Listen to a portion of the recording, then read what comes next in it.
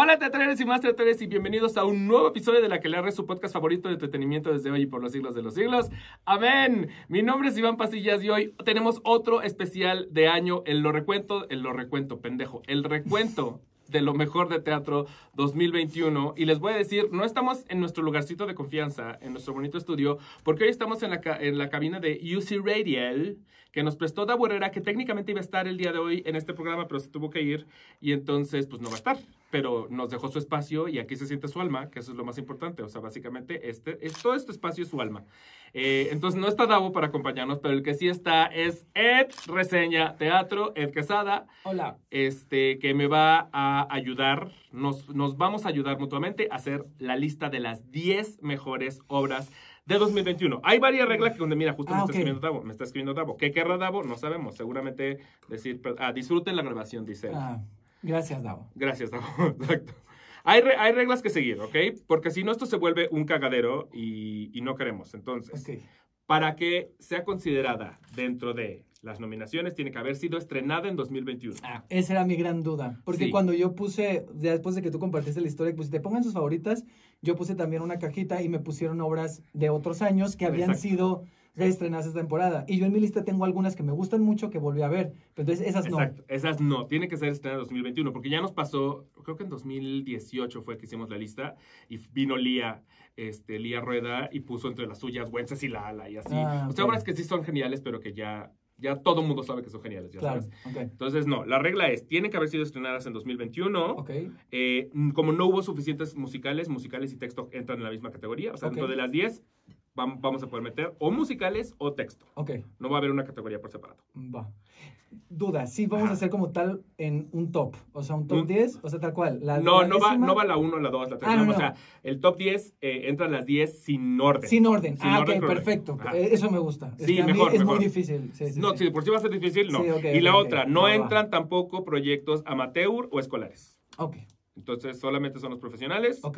Y pues ya, básicamente, yo tengo en mi lista 9. No logré en realidad llegar a 10. ¿Tú cuántas tienes así como escritas?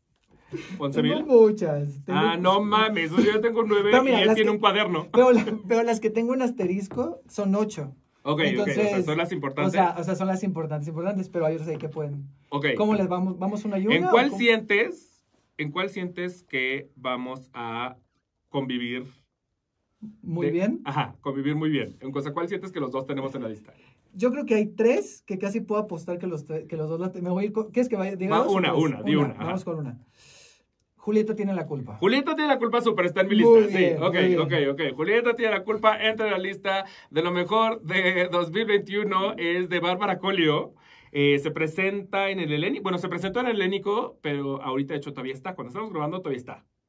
Y está, pues es una cosa muy chingona que creo que iba a estrenar antes de la pandemia y la pandemia les cortó la inspiración y entonces la movieron hasta ahorita.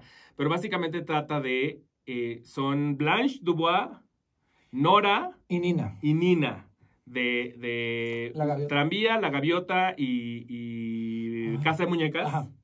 Se quedan encerradas en el lobby de un teatro en el que están presentando Romeo y Julieta. Entonces, no pueden entrar a la obra porque ya cerraron la puerta, pero no pueden salir porque afuera hay un tormentón. Entonces, son las únicas 3 que se quedan a básicamente platicar por 2 horas desde el lugar donde fueron escritas por sus autores hombres.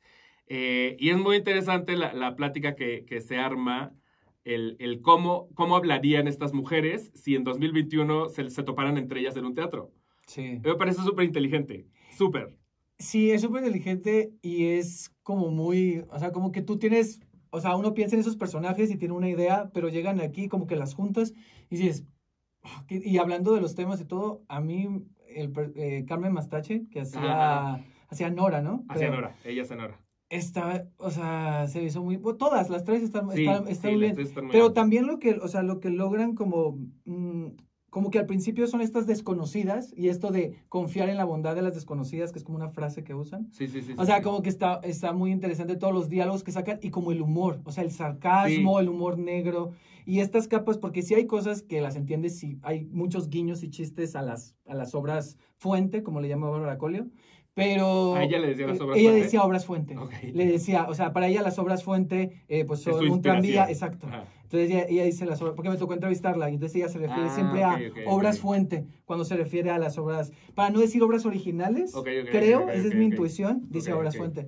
Entonces, creo yo, eso lo estoy diciendo yo, pero ella se refiere a esas obras como obras fuente, y entonces dice, o sea, y utiliza estas referencias. A lo que voy es de que creo que aunque no conocieras a los personajes, sí te reías también, o sea, también podías reírte, pues. O sea, creo que era un poquito para todos. Pero si había, ¿o crees que no? Yo creo que no. Si sientes que era como más bien, sí creo que hay chistes para todos. O sea, vaya, creo que la obra se entiende y se disfruta, pero creo que la amas si sabes de dónde viene todo.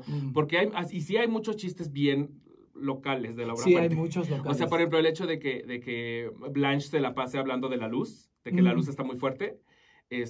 Creo que si nunca has visto un tranvía llamado Deseo y no sabes que ella vive aterrorizada de que la gente vea su verdadera cara bien iluminada, entonces pues sí te perdiste por completo de ese chiste. O sea, siento que sí hay ciertas cositas incluso un poquito metafóricas. O sea, que pongan a Nora a dirigir a Nina cuando a Nora lo que le hace falta es dirigir su vida. O sea, ese tipo de cosas, ¿cómo las cachas si nunca viste las obras fuente? Sí. Yo, originales, fuente, digo. Sí, eso. Entonces sí, creo que es para todos en términos de que es una obra que te la pasas bien, pues. Claro. O sea, creo que te la pasas bien porque es una obra incluso ligerita, o sea, no es densa, o sea, te la pasas bien. Pero creo que sí es más para el teatro, honestamente. Sí, digo, yo vi gente que, o sea, me tocó al salir como si ver gente que creo que no la había, o sea, que no ubicaba muy bien a los personajes, pero también como que sirve para que te llamen la atención esos personajes, ¿no? Sí. Entonces puedes leer esas obras fuente. Sí, ¿no? sí, o sea, eso pasa, exacto. Luego sales me ha pasado en el cine y cosas así, que no ubico forzosamente a la gente o a las situaciones de las que hablan, y mi respuesta es salir a Wikipediar todo. Y de hecho, tengo otra en mi lista, ya hablaré de esta en su momento, que me provocó justo eso. O sea, que yo honestamente llegué bien neófito, y salí y dije, no puedo estar tan pendejo, o sea, tengo que conocer un poquito más de historia, porque cómo fue, me agarraron en curva muchísimo. Entonces me metí a estudiar. A ver si no es la misma. ahorita me metí a estudiar. Pero bueno, creo que está bien padre, me gustó muchísimo la escenografía también. Sí. O sea, se me hace que es de estas cosas que es como una cosa tan sencillita, pero tan bonita, tan elegante. La escenografía el sonido. El sonido. El chiste que hacían con los aplausos o las cosas que ocurrían adentro. Sí, era muy, muy padre. Está padre. Y me gusta justamente la idea de culpar a Julieta. O sea, sí me gusta que Julieta sea esta primera mujer que de algún modo estereotipó hacia dónde iba la relación hombre-mujer. O sea, la mujer que a los 14 años o 13, no sé qué edad tiene Julieta, decidió casarse un día después de conocer al güey, ya sabes. O sea, esa es Julieta. Y después se mató por él. O sea, entonces, creo que está padre. Sí, un poquito sí podemos culpar a Julieta, sí podemos. O sea, entonces pero más que nada se me hizo inteligente, muy inteligente. Y me compré el guión, porque aparte estuvo bien padre que saliendo lo vendían. Yo también lo compré, yo también lo tengo. Sí. Eso está padre, me encanta, eso me encanta. ¿Por qué no lo hacen más? ¿Por qué no lo hacen más? Ese es un buen merchandising de las obras, es un gran que merch. Tengan su... Sí. O sea, yo amo comprar que la taza, que la sudadera, que el imán, porque soy esa persona. Pero si me das el guión, es todavía más chingón. O sea, porque entonces... Y solo tengo 2. Porque aparte luego regresas, o sea, es decir, regresas a leerlo, es decir, hay una obra que te gusta mucho, que recuerdas algunos diálogos o algunas frases, y ahí lo tienes, y cuando quieres ahí puedes volver. O sea, Exacto. Y yo en realidad solo he podido hacerlo en 2 obras. En México, esta, y en Los Ángeles, de todos los lugares, lo hice con este monólogo que luego se presentó en la teatería con Luis Arrieta, que se me acaba de olvidar. Sí, Tom Paine. Tom Paine, ajá. Con ese también salí y me compré el guión. Pero en realidad no pasa tanto que salgas y vendan el libreto. Y me parece interesante, pues sí, o sea, si te gustó la obra, creo que es un pedazo de material que no consigues además en todos lados. No es como que voy a ir a Gandhi y va a estar, ya sabes. Sí, no. Entonces, bueno, nada, eso es un pequeño detallito, pero igual lo aplaudo sí, muchísimo. Es un buen detalle. Entonces, ok, Julieta tiene la culpa, súper entra, claro que sí. ¿Cuál otra sientes que tenemos en común? A ver, mira, hay una que a mí me gustó mucho, me sorprendió. Vi que escribiste de ella en ese, o sea, yo la vi como un día y a la semana creo que tú la viste. Y vi que te gustó mucho, pero no sé si entró en este... No sé si entró en este top. Si hubo tanto amor, más bien. Ok. ¿Cuál es? No sé si esa no entraría por una regla. Pero no dijimos una regla de territorio. El Ejército Iluminado. El Ejército Iluminado, por supuesto que la puse. Y entiendo que originalmente no es de CDMX. Ajá. Llegó a CDMX en 2021. Exacto. Y luego pasó por varios teatros de CDMX en 2021. Sí. En mínimo 2 teatros. Pero sí entra. Entiendo que sí, probablemente se estrenó en Querétaro, ¿es? ¿O dónde es? Monterrey originalmente, pero estoy contando obviamente estuvo aquí. Pero sí está en tu lista entonces. Súper, está en mi lista. De hecho, es la que está en número 1 en mi lista. Muy bien. Sí, es que bueno, si quieres decir tú porque... Es que lo chistoso es que ahorita es la que más trabajo me cuesta quizá regresar a ella, porque es de las primeras que viene el año. Entonces como que es la que tengo quizá menos fresca, pero me gustó muchísimo de entrada porque yo no sabía a qué iba. O sea, como que el Ejército Iluminado, pues por el nombre, o sea, como que a mí no me gusta tanto leer sinopsis y esas cosas porque siento que como que me perjudican de algún modo, o sea, como que llego ya con una idea preconcebida de algo, entonces no me gusta. Entonces, así me pasó, de hecho, con la de Rabia el otro día, que dije una súper pendejada en Instagram porque entré y en mi cabeza la obra trataba de la pandemia.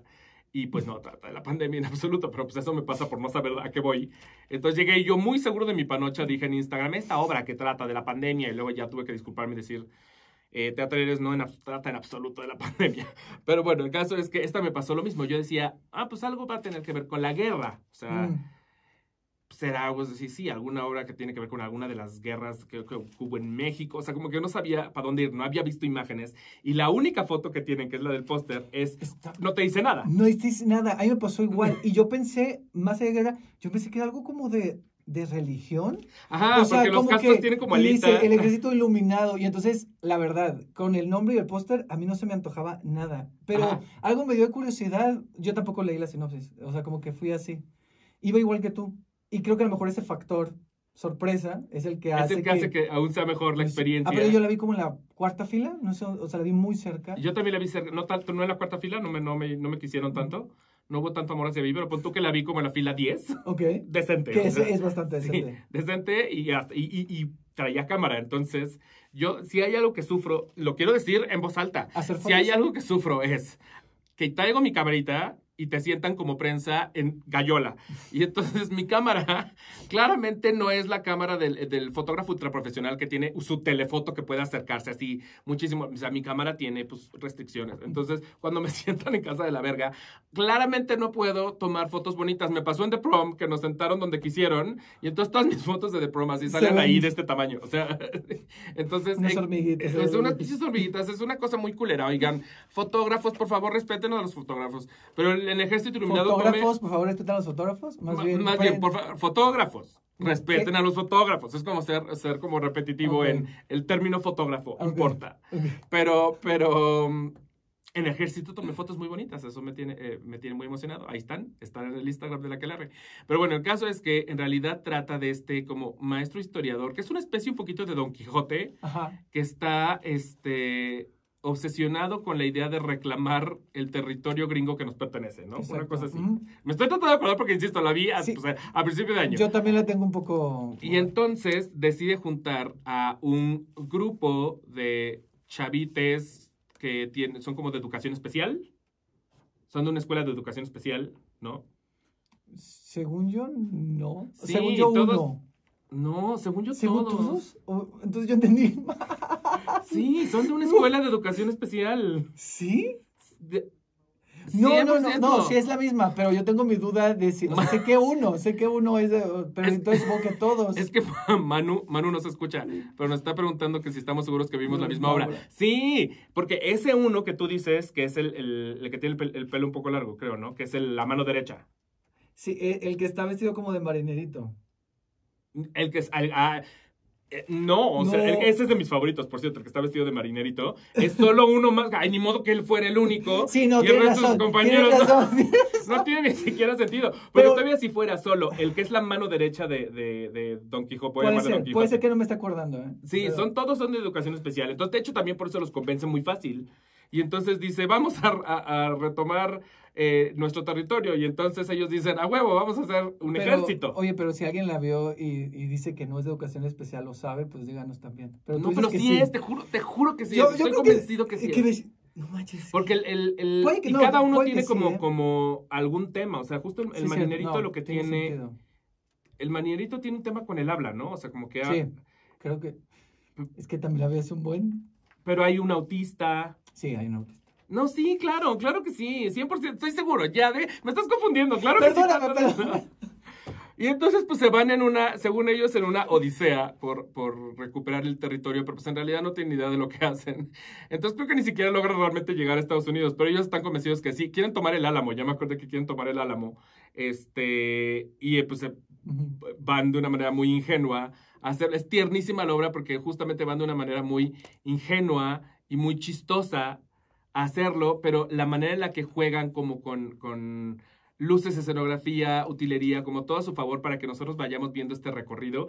Es una cosa muy bella y estaba actuada padrísimo. Justo el marinerito, cuyo nombre no me sé, el nombre del actor, el marinerito se me hizo fabuloso, pinche escuincle, o sea, no ni tan escuincle, porque hacían de escuincles, pero en realidad estaban más adultos de lo que parecen, pero tenían diálogos súper inteligentes. O sea, este momento en el que cada uno saca de sus maletas lo que va a llevar para el viaje, sí, se me hizo bellísimo, sí. O sea, porque todo el mundo saca pendejadas, por supuesto, de sus maletas, pero el cómo van explicando el por qué traen cada cosa es una cosa espectacular. Yo creo que sí, el Ejército Iluminado, aparte insisto, fue de las primeras que vi el año, entonces fue como de, qué bonito empezar el año, sí, con una obra tan chingona. Sí, es que está muy bien actuada, o sea, la dirección y cómo utiliza todos los elementos, porque usa pocos elementos, realmente. Sí, es una banca, creo, ¿no? Es una mesa. Es una mesa con su banca. Ajá. Creo que sí.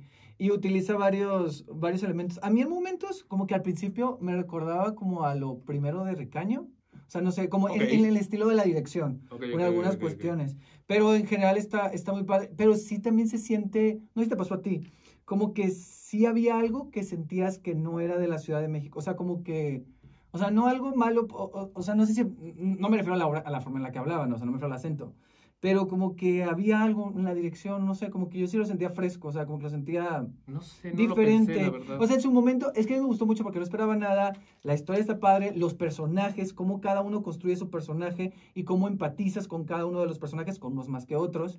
Y tiene esos momentos de que te la pasas riendo, pero luego sí tiene los momentos al final así como fuertes. Y luego, bueno, Don Quijote que le llamas, que tiene este rollo de lo de algo de las Olimpiadas, de algo de que corre. Ajá, él en algún momento fue corredor de las Olimpiadas y como que se quedó con eso, como que lo arrastró el resto de su vida porque nunca volvió a tener un pico, ¿no? Como que ese fue su clímax y de ahí para abajo. Entonces como que lo viene arrastrando. Sí, y como que le dieron la medalla a alguien más, ¿no? Y siempre como que habla de ¿es un francés? Habla de un francés, que creo que sí pasó en la vida real, además. Ajá, fue un ganador olímpico real y él cree que le quitó la medalla. Ajá, eso. Como mi novio Daniel cree que J.K. Rowling escribió Harry Potter, que era de él, porque según él la escribió primero. Así le pasaba a Don Quijote. Okay. Él juraba que le quitaron su medalla. Exacto. Sí, y sí recuerdo esa parte. Y sí, la verdad sí me gustó mucho. Y yo justo, de hecho, en cuanto la vi dije, esta yo creo que va a ser de mis favoritas. Y eso que fue al principio. Fue muy al principio. Pero lo que dices me acaba de dar sentido en una cosa. Tal vez no es que la haya sentido poco chilanga, pero siento que es una historia que sí se puede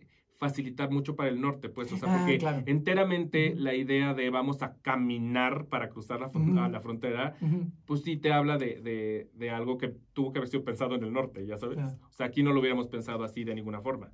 Sí, y ahora que lo dices, recordé que en ese momento sí sentí esta idea del tipo de historia, o sea, que nos cuenten también historias que pueden ocurrir allá, o sea, que geográficamente sigue siendo México, pero que ocurren allá, ¿no? Exacto, o sea, exacto. Tiene más sentido allá. Exacto. Y ya me acordé que cosa es muy bella, la manera en la que crean la carreta.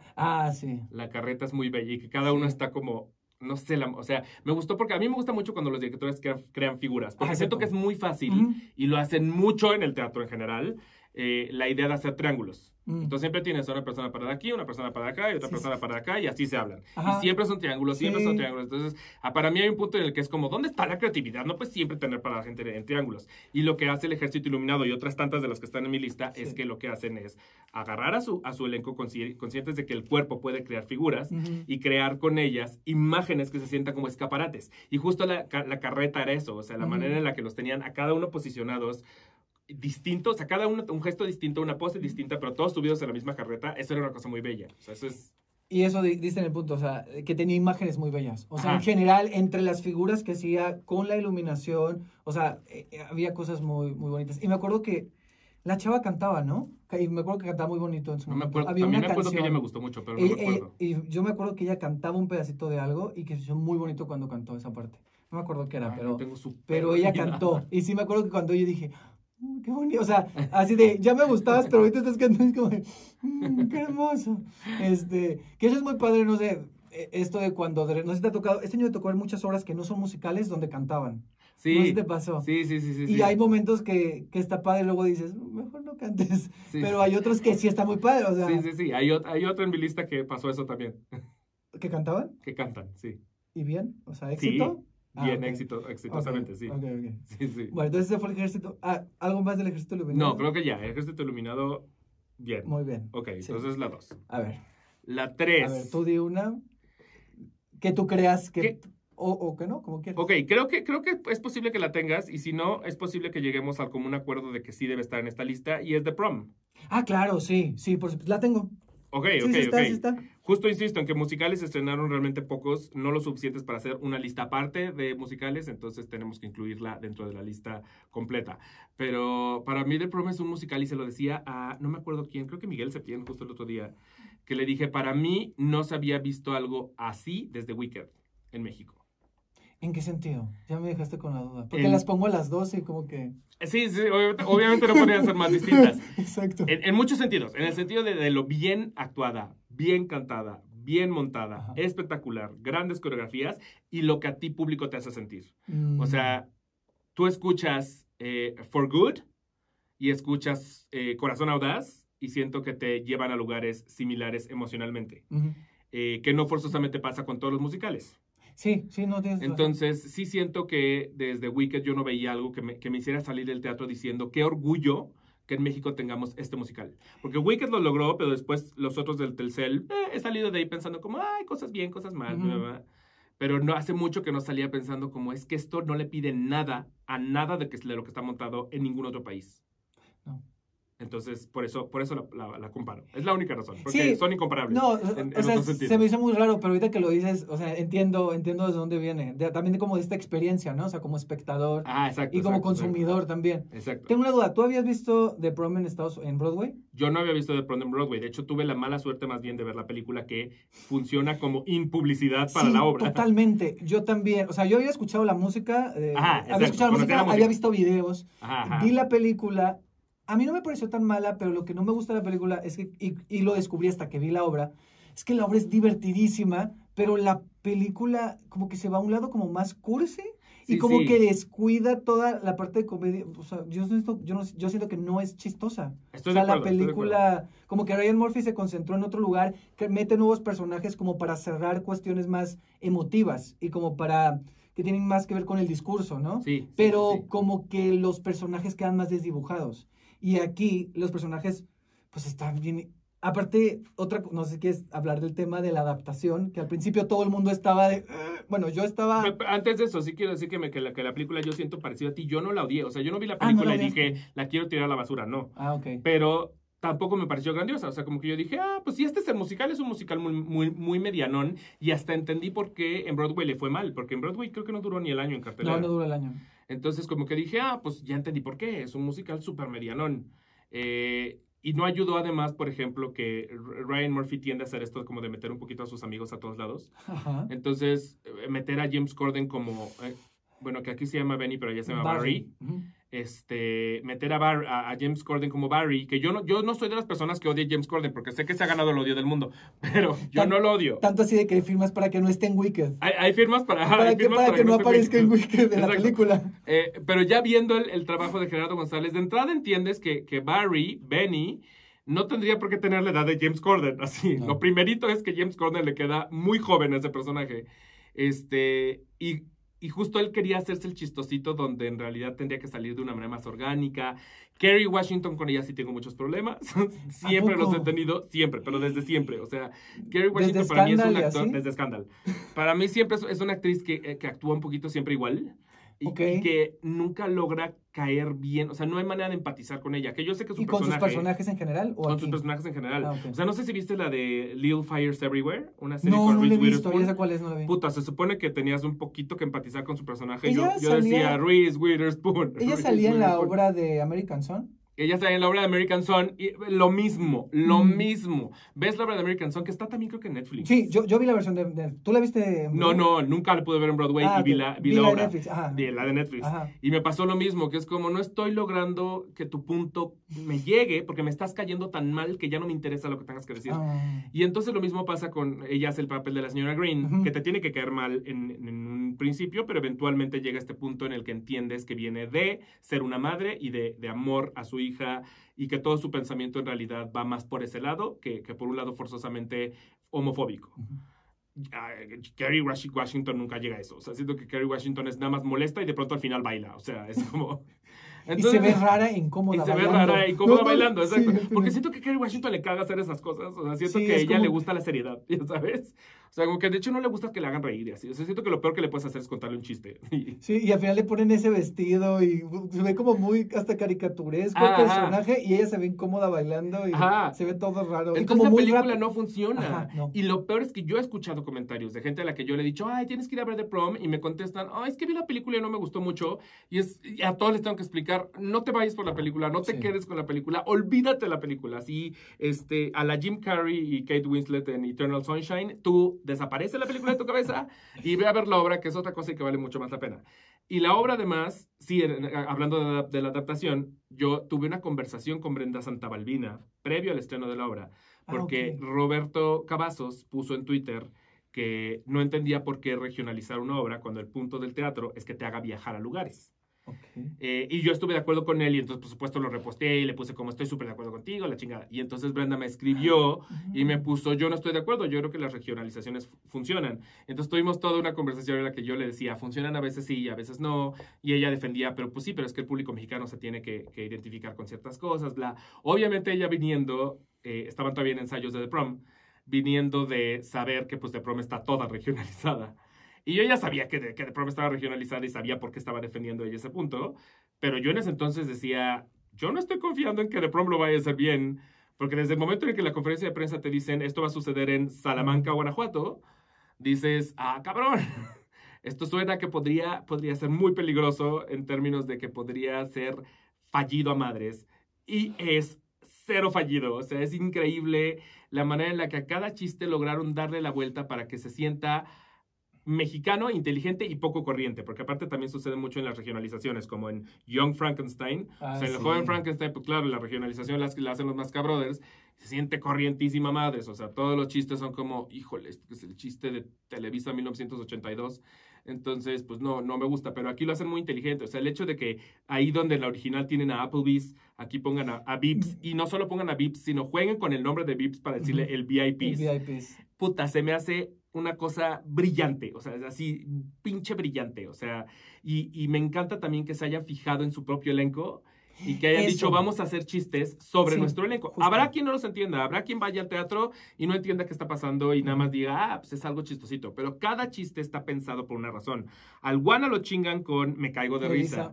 A Mau Salas lo chingan con Ay Papacito, con el video de Papacito, en el que sí salió, el Guana sí sale en Me Caigo de Risa. Y Esteban Provenzano lo chingan por un comercial de colchones, creo que es de... Ustedes me dirán porque ustedes lo van a ver hoy, pero a Esteban Provenzano lo chingan también por un comercial en el que sí salió.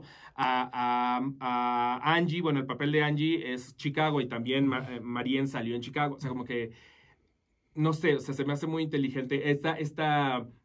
Esta Anaí Alué, cuando es Anaí Alué dice lo Wicked, que de hecho... Y Susana dice Locos Adams. Dice Locos Adams. Y eso está en la canción. Sí. O sea, dentro de la canción hacen la adaptación para que la Gigi de Anaí Alué diga de que ella fue la Miss en Wicked, algo así dice. Dice algo como fui la Miss en Wicked. Y Susana Zabaleta dice algo de que si pude con Chucho en Los Adams, puedo contigo. O sea, porque es cuando está enfrentando a la señora Green. Entonces hacen ese comentario dentro de la canción. Pero sí, a mí me pareció genial eso, o sea, de que usara su propio elenco para crear los chistes y que van cambiando. Yo la vi 2 veces, entonces las vi con diferentes elencos. Ya van 2. Y entonces está padre porque sí ves un poquito las diferencias, pero aún así funciona, que esa es otra virtud. O sea, yo creo que con el que te toque está muy bien la construcción del personaje. O no sé si tú tienes alguien que no te haya gustado. No, a mí hasta ahorita me gustaron todos, o sea, creo que estoy tratando de pensar si alguien no me gustó.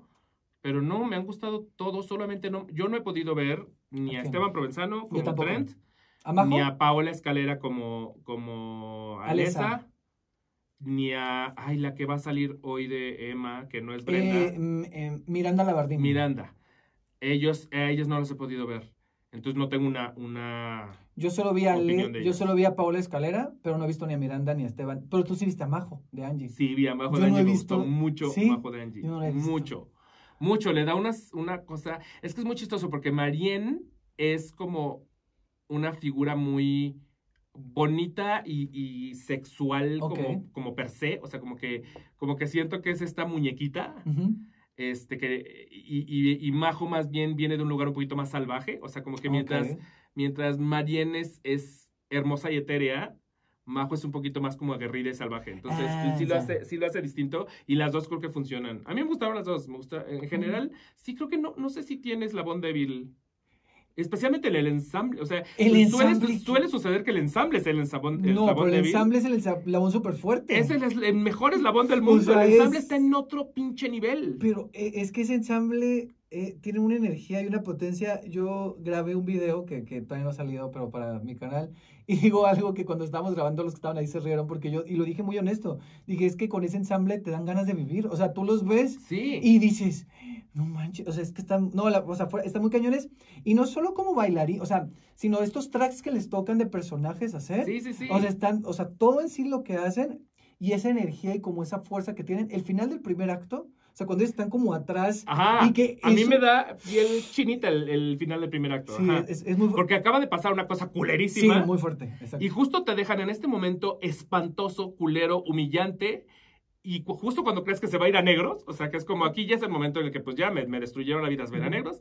En realidad regresan al ensamble para un último momento que viene de donde lo están viviendo ellos, que ellos están en alegría absoluta. Bailando pero como en cámara lenta, ¿no? Una cosa así, es una cosa poderosísima. Sí, de hecho están bailando en cámara lenta atrás cuando está ocurriendo adelante como la cosa muy fuerte, después como que esta situación se va Emma y entonces ya tú dirías ahí, se va a negros, ¿no? Y entonces llegan ellos ya en primer plano a esa alegría y esa fiesta. Y ¡pum! Se acaba. Pero se acaba más fuerte porque es este contraste de que a ellos les valió verga. Sí, de que ellos exacto, están viviendo. De que pinches viejos, o sea. En su egoísmo absoluto. Ajá. Y el contraste es muy fuerte porque es un contraste también de cómo suele ser en la realidad. O sea, alguien está sufriendo y a otra persona le vale roña. Exacto. O sea, es muy... Y es el absoluto contraste con Corazón Audaz, que es el momento opuesto, creo yo, que es ella cantando sola y se le empiezan a unir. Entonces, ese también es un momento que me pareció muy bello. Lo dije en mi review, sí me recordó a You Will Be Found de Dear Evan Hansen. Okay. O sea, visualmente hablando, el cómo está montada es parecida a You Will Be Found. Sí. Eso no le quita ni tantito de motivo y emocionante, pero justo creo que es la antítesis de ese otro momento, o sea, porque ahí donde la dejan, donde ellos están en su pedo, aquí están en su pedo, o sea, ellas más bien se unen, y entonces es como una cosa muy bonita, y yo la primera vez que lo vi, sentí tierno, pero hasta ahí. La segunda vez que lo vi, ¿lloraste? Berré muchísimo. Pero creo que tuvo que ver con que fui muy contagiado. O sea, de por sí es un momento para llorar. Pero tenía yo a Chumel Torres al lado llorando como un desquiciado. Y a Lalo Siqueiros al otro lado llorando como un desquiciado. Y siento que fui contagiado absolutamente. Claro. Entonces, pues ya dije, vamos a llorar todos. Pues ya la chingada. Entonces... Curiosamente lo que dices a mí pasó al revés. O sea, yo la primera vez fui solo. La segunda vez fui con gente. La segunda vez no lloré, no pasó nada. O sea, me la pasé muy bien, pero pues... ¿verdad? Y la primera vez que fui solo, fui un domingo, fue una función normal, o sea, no era función de prensa, no era nada. Y yo estaba solo, ubicas donde está el pasillo. Ajá. O sea, antes de pasar como a la puerta, yo estaba ahí al pasillo del centro y era como de los poquitos de ahí, porque todos estaban abajo. Ajá. Y toda la obra me la puse a llorar. O sea, ¿pero no te pasó que cuando empieza la obra, que se empieza a escuchar, que todo está el telón abajo, que dice de Promise, que está muy padre? Sí, eso. Ajá. Yo estaba llorando ahí. O sea, pero no sé si era porque hace mucho que no iba a un musical. Yo creo que es por eso. O porque se escuchaba tan bien, porque era la emoción de que... A mí me gustan mucho los musicales, aunque no parezca, pero me gusta mucho. Y fue muy fuerte, yo estaba llorando todo el y luego volví a llorar en la de... ¿Sabes cuál es llorar? Que no sé si es por el tema, la del profesor, la del teatro. Es muy... Y Beto Torres la canta. La canta hermosa, y la canta muy bien. Beto Torres le da un sentimiento muy especial a esa canción. Tal vez no es para llorar forzosamente, porque en realidad él habla de cómo el teatro a él lo lleva a vivir ciertas fantasías. Exacto. Entonces, pues no es que es una canción triste, pero él le da una emoción muy particular. Sí. Beto Torres la canta pero tan bonito.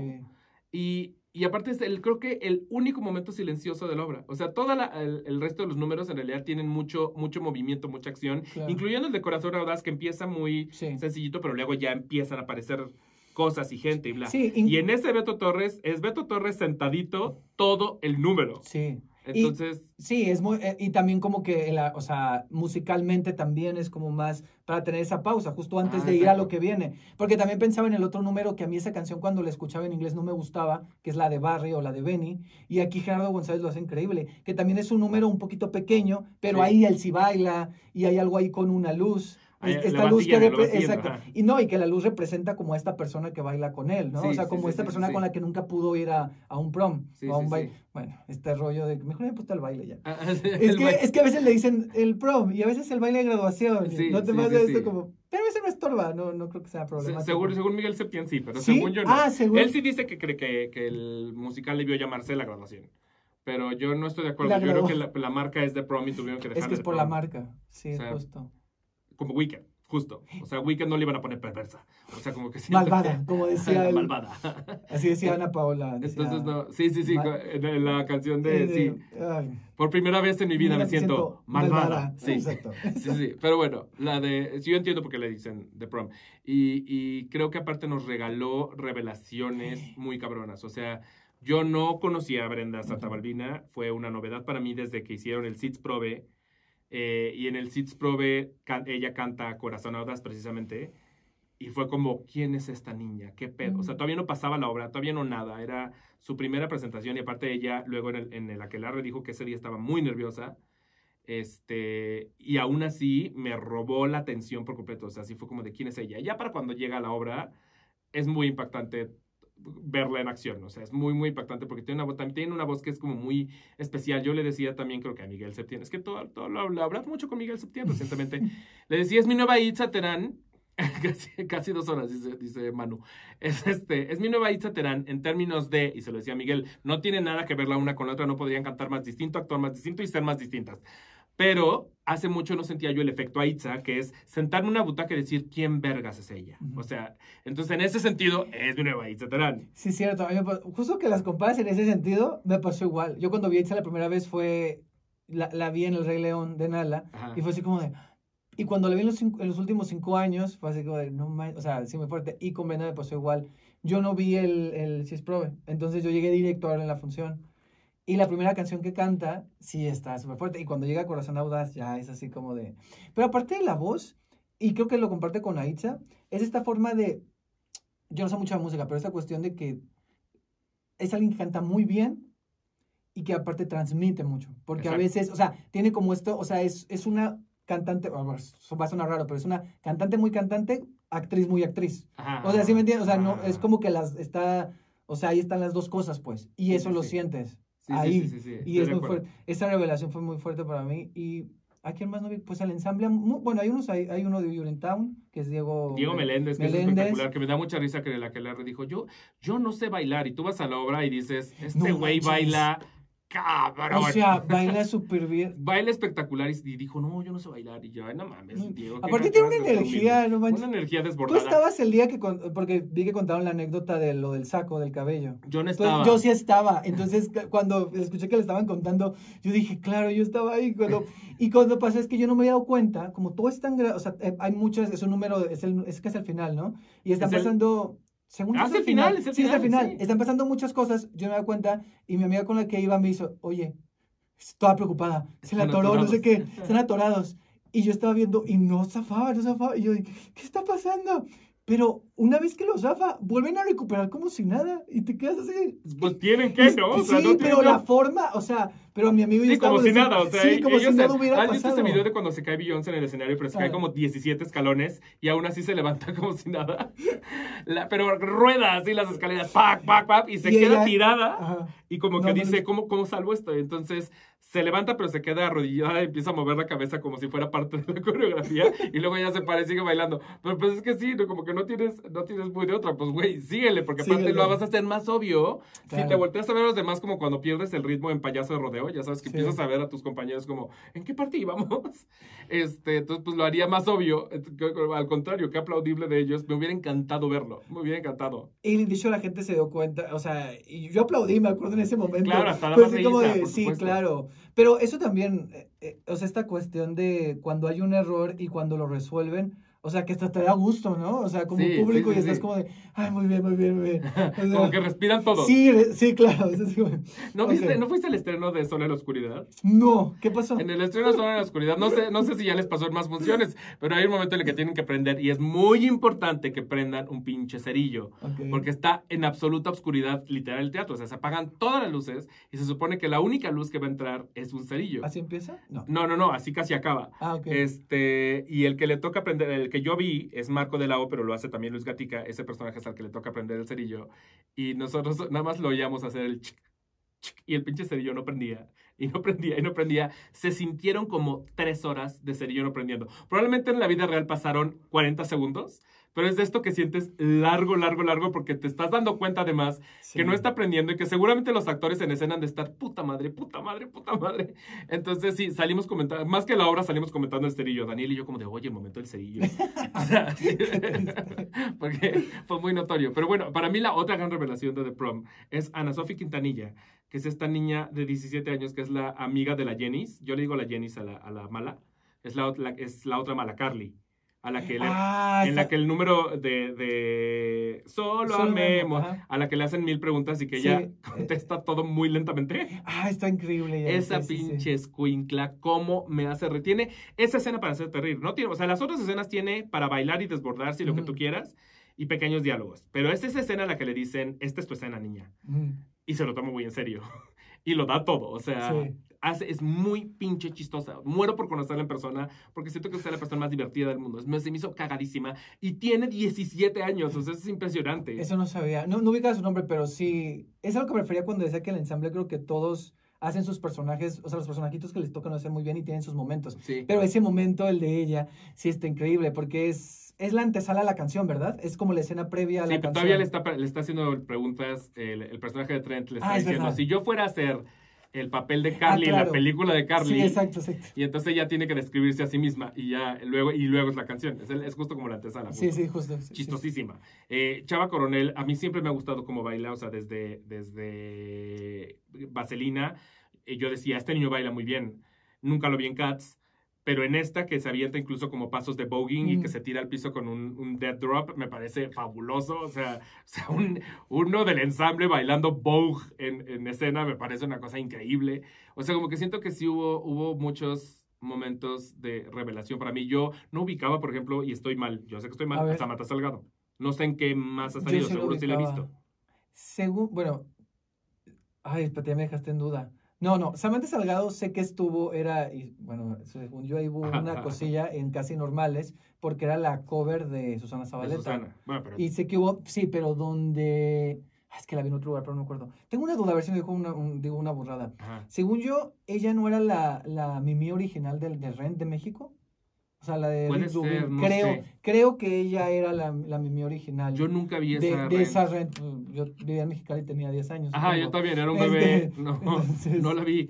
Entonces, para mí, por ejemplo, ella, pese a que claramente no es una revelación, seguro tiene una larga carrera, ella para mí fue una gran revelación. Y tengo una duda.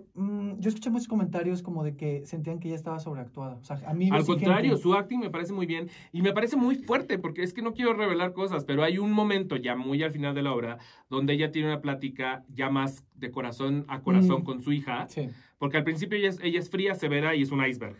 Cuando finalmente se deja derretir un poquito el iceberg, tiene una plática un poquito más honesta. Las palabras que usa durante esa conversación son palabras que mi mamá usó con una conversación muy parecida conmigo.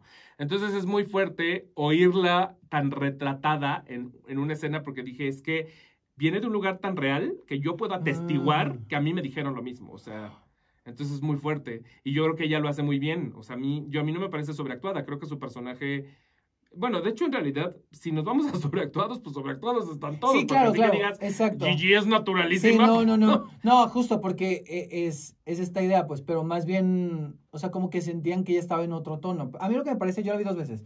La segunda vez que la vi me gustó más y yo sentí un cambio y sentí justo eso, que en esa escena que dices y en el final, como que ella sí, o sea, lo aborda desde otro lugar y desde un lugar más de adentro y que te llega. Y que sí te llega, o sea, a mí la segunda vez que la vi, sí me llegó mucho a mí me llegó lo que hizo, ahí también lo que hizo ella. Y al final también eso habla del trabajo de Diego del Río con los actores. Justo, eso te iba a decir. O sea, creo que aquí se nota el trabajo de Diego del Río mucho con los actores y con el ensamble. Porque también, no sé si te has dado cuenta que en los ensambles de Diego del Río, o sea, lo vemos en Rent, en las obras que no son musicales, incluso como Despertar de Primavera y no sé si viste Bodas de Sangre, lo que hizo con el conservatorio. No, ya sé, también estuvo Diego Meléndez, por cierto. Sí, exacto, también estaba ahí. ¿Cómo él concibe al ensamble?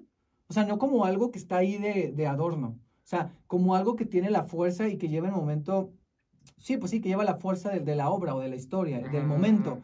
Y cómo tienen como esta conexión y cómo crea estas figuras y todo esto con el ensamble. Sé que aquí también Vicky Araico le ayudó, estuvo en el equipo de dirección de movimiento. Exacto. Entonces, yo tengo mis dudas de exactamente qué hizo Chema Verduzco y qué hizo Diego del Río. O sea, yo entiendo que Diego del Río está acreditado como director actoral, ¿no? Coaching o algo así. Y que llevó a su equipo, porque estaba Vicky y estaba Fabiola Villalpando. Pero mi duda es como exactamente, o sea, ¿Chema Verduzco habrá hecho solo el trazo? Yo creo que sí, Chema Verduzco se metió más con el trazo. O sea, honestamente creo que solo los de The Prom lo saben. Yo tampoco lo entiendo del todo. No termino de entenderlo. Sí, es una cosa muy compleja y rara. O sea, pero por ejemplo, cuando entrevistamos nosotros a Brenda, ella habló mucho de cómo fue su trabajo con Diego y con Vicky. Nunca mencionó cómo fue su trabajo con Chema. Entonces, no sé exactamente qué hizo Chema con ella, por ejemplo, porque ella no lo contó. Ella contó dijo que para llegar a Corazón Audaz, no me acuerdo si era Corazón Audaz, o una escena cercana a Corazón Audaz, que la obligaron a sacar como el coraje interior, que le decían, saca la rabia, o sea, no puedes estar tan contenida, saca la rabia, y que lo hizo Vicky. Vicky fue la que la empujó a hacer eso. Entonces, ahí es donde dices, ok, ahí me queda claro cuál fue el trabajo de Vicky y de Diego, pero entonces justo sí, ¿cuál fue el de Chema? No sé. A lo mejor el de Chema fue pues esta cuestión de dirección de los, o sea, como de visualizar cada número, en la finalidad de cada número, pero también ahí habría que entrar, o sea, yo igual ya me estoy metiendo en otro tema, pero ¿no te parece, yo viendo videos, como que se parece mucho en cierta, o sea, la escenografía no, pero si tú ves como el trazo y como se dan las escenas, no se parece mucho a lo de Broadway. O sea, yo no la vi, pero los videos. Tanto. Yo también entonces, viendo videos no lo siento tan parecido. Quizá justo tiene que ver con que la escenografía es absolutamente distinta, que yo lo veo muy diferente, pero no. Sí, pero la construcción del trazo y como de cada cosa, o sea, como que digo, entonces si eso es lo que hizo Chema Verduzco, entonces no está como un poco flojo. Digo, no, o sea, está, a lo mejor o sea, no estoy diciendo que esté mal, simplemente como que me sale esa duda, pues. Y la puedo entender porque sé de dónde viene, porque cuando estrenó Hello Dolly, tuvimos una conversación en los ACPT sobre si nominar o no a vestuario. Y mi tema era, es que a mí no me parece que vestuario sea nominable, porque si tú ves lo que hicieron en Broadway, sí es distinto, pero es muy parecido. Entonces, no puedo decir que haya una idea original en el vestuario, porque en realidad hay muchísimo de copia, o sea, de calca. Y otros pequeños detalles ya personalizados y originales, pero hay mucho de calca. Entonces puedo entender lo que dices, porque yo ya tuve esa discusión en otro aspecto. Sí, claro, exacto. Pues si alguien nos escucha de Prom, igual y a ver. Exacto, cuéntanos ¿qué hizo Chema y qué hizo Diego? ¿Qué hizo Chema, qué hizo Diego? Pero bueno, fuera de eso de Prom, sí. lo que ve el público, que en realidad no importa quién hizo qué. Exacto. Lo que ve el público es fantástica y yo no he parado de recomendarla. Para mí es la obra, o sea, el musical de México. Entonces, yo a todo el mundo se lo he recomendado. Sí, ya sé que nos alargamos mucho con esto, pero me acordé algo y te iba a contestar, no te contesté. Que hace poco pusiste algo de los musicales, de que si eras Martin Luther King por pensar que... Porque I have a dream. Exacto. Sí. De pensar en musicales bien hechos, bien cantados, bien actuados y que no tuvieran una marca reconocida y que no fueran precisamente con famosos. Algo así pusiste. Famosos, exacto. Y entonces yo dije, cuando pusiste eso, yo pensé en The Prom.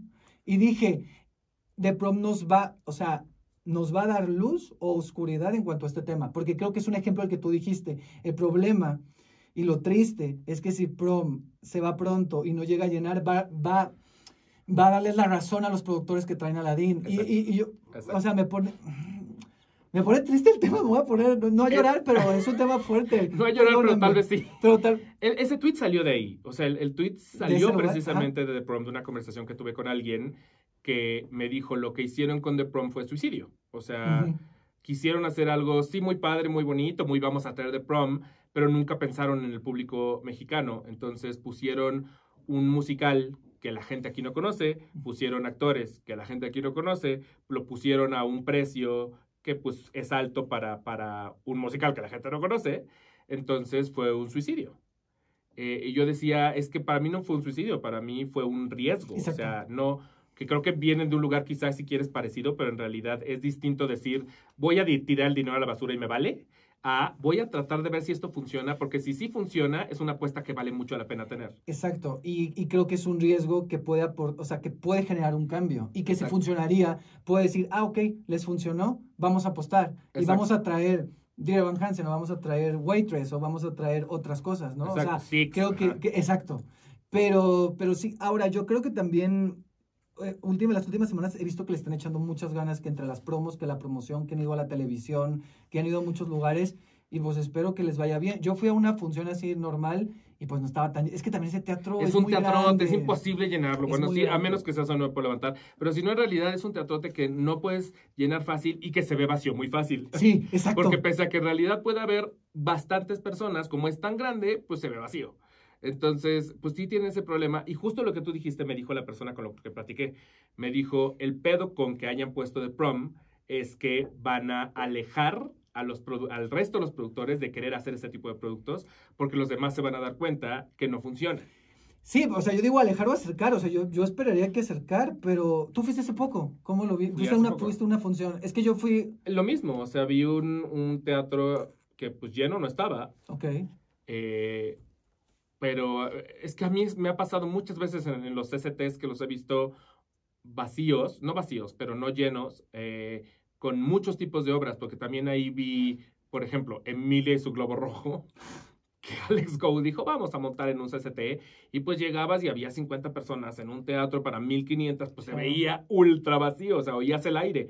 Entonces, como claro, cuando montaron ahí, creo que montaron La Divina Ilusión. La Divina Ilusión. Yo no la vi ahí, o montaron también El Hilador. O sea, montaron cada cosa que, perdón, pero no son para esos teatros, porque justo juega en su contra. O sea, en vez de llenar, o sea, más bien, la visualización de un teatro lleno es importante. O sea, tú como público y como actor, volteas a las butacas y lo ves lleno y te da una cierta emoción. Claro.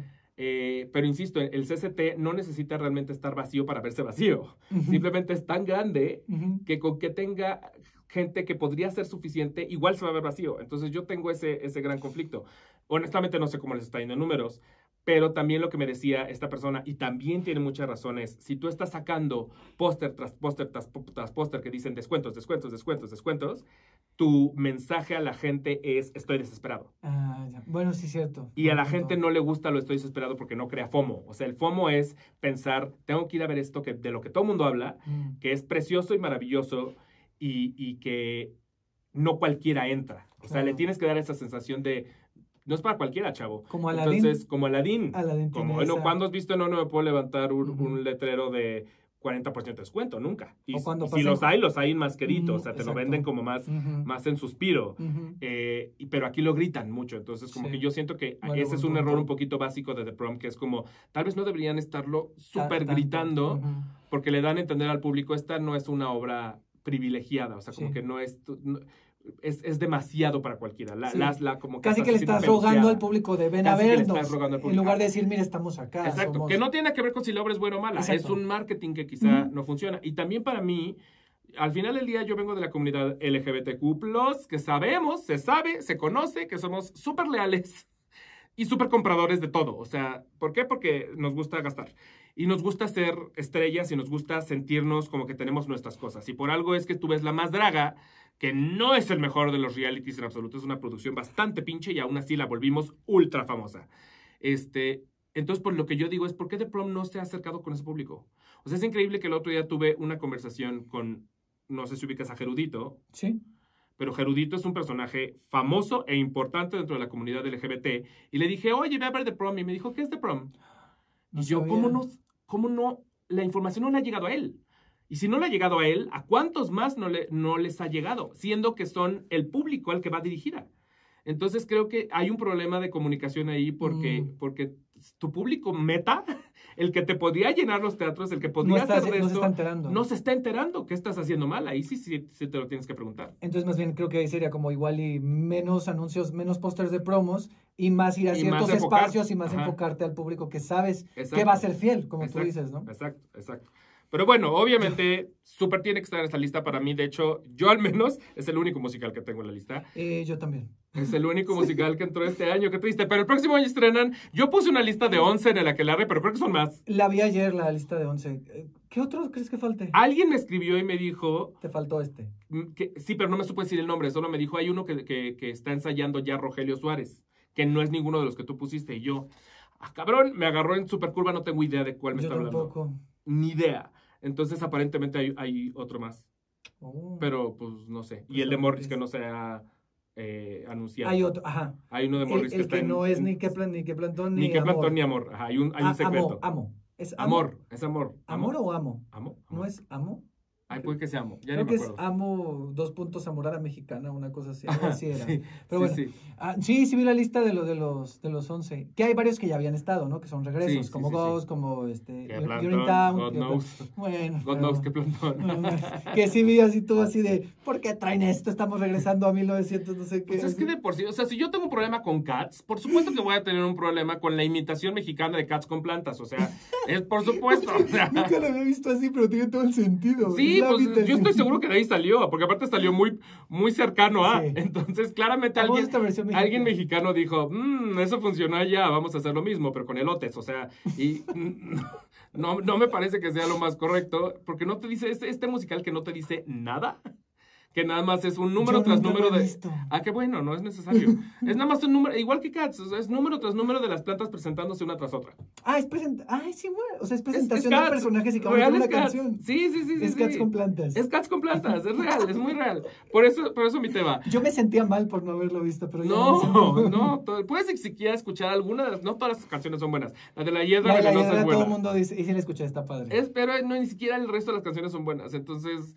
Pero bueno, el próximo año podremos hablar más de musicales. Yeah. Este año la realidad es que no había suficiente material para hablar de ellos, entonces sí es mi único musical que se cuela a la lista de lo mejor del año y muy merecido. Sí, muy merecido. Ok, ¿cuál otra tienes tú? Ok, espérate, apenas llevamos 3. Llevamos 3, sí, ya llevamos sé. Llevamos como 1000 años. Llevamos 1 hora, acaba de decirme Sara. Ok, bueno. Y Sara, Oli. Hola, Sara, disculpa. Soy la de las horas. Soy la de las horas. ¿Y yo, qué vamos? Ok, va. Yo tengo... Es que quiero ver... Es que no sé si esto tú lo tienes en lo mejor. Ok, esta, no sé si la tengas en esta lista, pero a mí me gustó mucho y creo que a ti también. Okay. Junio en el 93. Súper, la tengo en la lista. Yeah, muy bien. Muy bien, jalamos. Vamos bien, perfecto. Vamos bien. Sí, junio del 93, súper sí. Fue otra que me sorprendió mucho porque nuevamente había oído hablar poco de ella y de lo poco que había oído hablar trata sobre un personaje con VIH.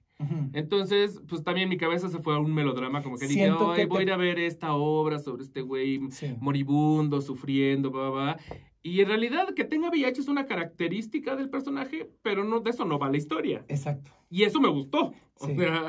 Me pasó igual, o sea, yo vi poco y entonces dije, está basado como en las memorias de alguien, y supe que lo estaban tallereando como una creación colectiva. Entonces, porque tuvieron como un work in progress unas semanas antes ahí en el Helénico. Entonces, todas estas ideas, lo mismo, va a ser un dramón, dije, va a ser muy denso. Va a ser denso, exacto. ¿Y cómo me reí? No sé si te pasó a ti. Sí, te la pasas muy bien. ¿Qué onda con Mel Fuentes? Mel Fuentes me gustó, pero es que yo, Miguel Jiménez, yo le tengo un amor a Miguel Jiménez absolutamente desmedido. O sea, lo puedo considerar uno de mis actores favoritos. ¿Romeo y Julieta? ¿Manada? Lo hablé con él justo porque me fui a cenar con él hace poquito. Y fue que yo me enamoré de él en una obra que estaba en el CNA que se llama... es que tiene un nombre complicadísimo. Ahorita me voy a acordar. Es una palabra, pero de estas palabras que son como 25 letras de una sola palabra. Ahorita me voy a acordar. Empieza con E, es lo único que me acuerdo. Esa fue la primera obra en la que la vi. Eran solamente 2 personajes en escena y una banca. Y también movían y hacían y todo con la banca. Y ahí fue que yo dije, ¿quién es este güey?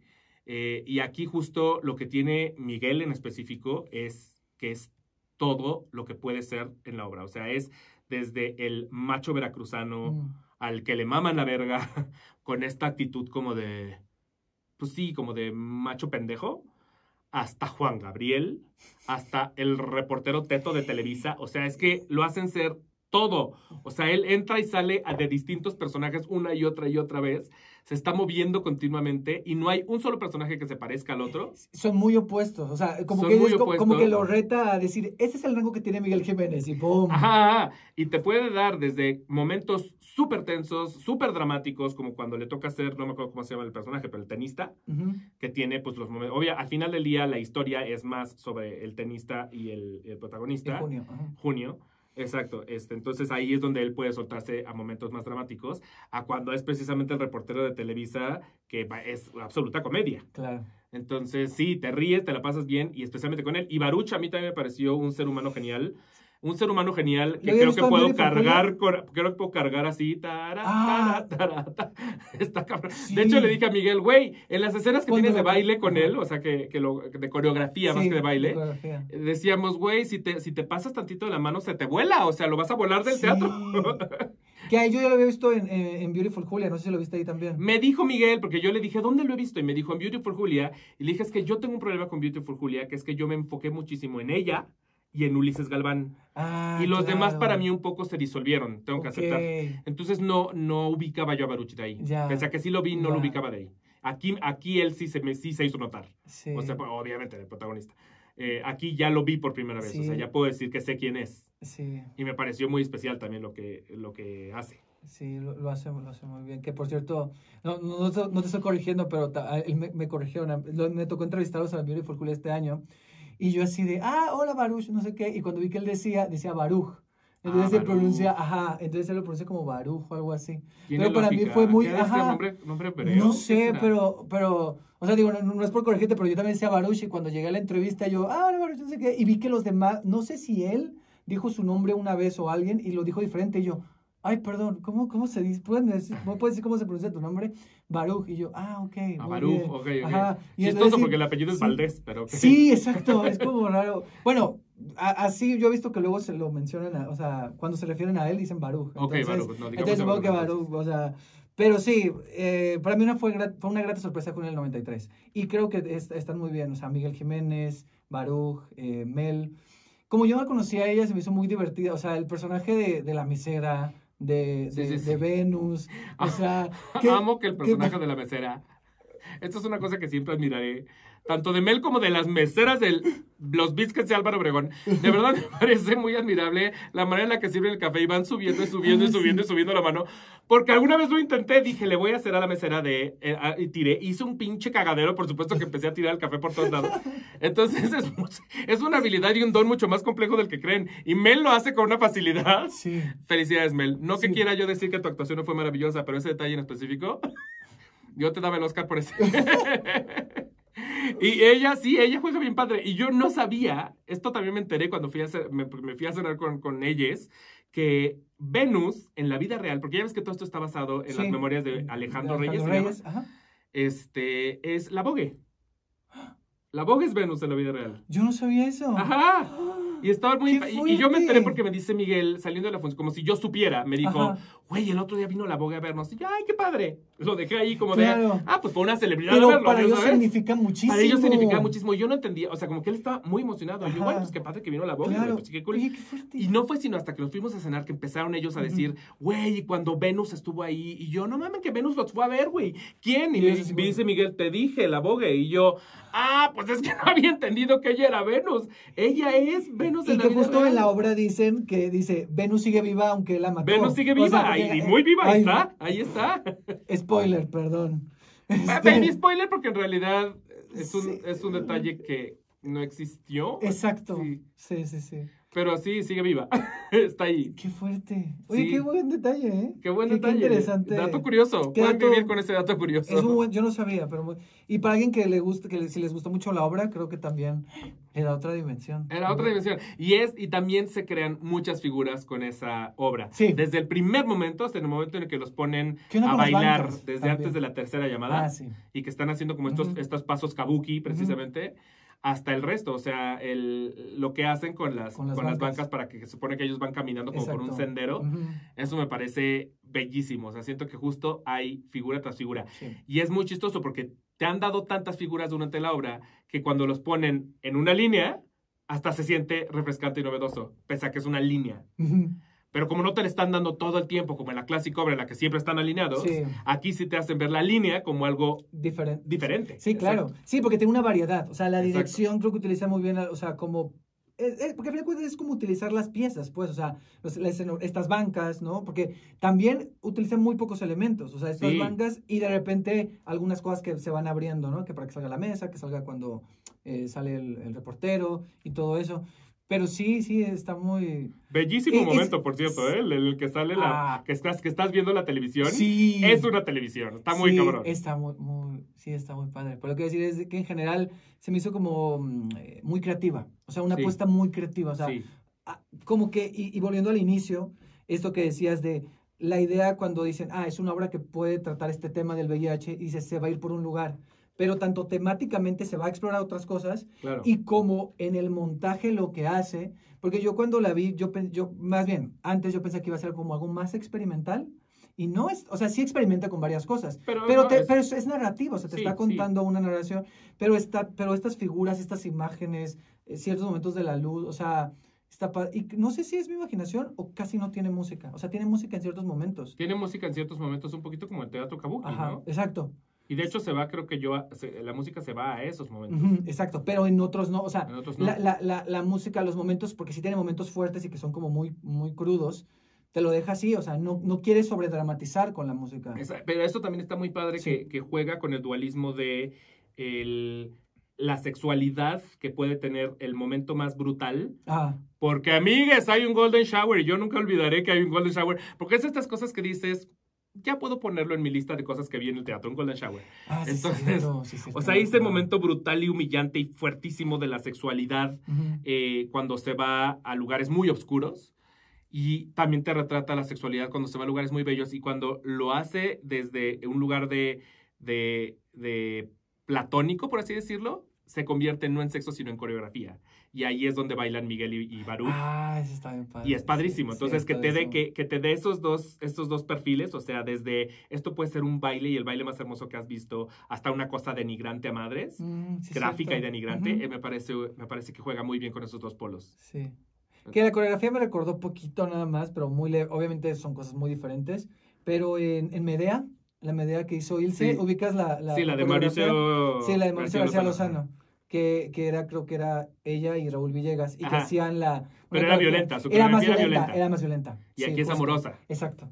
Me gustó mucho. Y te insisto, me da mucha risa porque Baruch se ve que es una hoja de papel, entonces lo mueven, lo cargan, lo de estas. O sea, dices, en una de esas ahí lo va a aventar al público. Lo va a aventar al público. Y bolita, por favor. Sí, o sea, 1000%. Sí. Pero ok, entonces, definitivamente, junio del 93. Va. A ver, di una tú. Ok.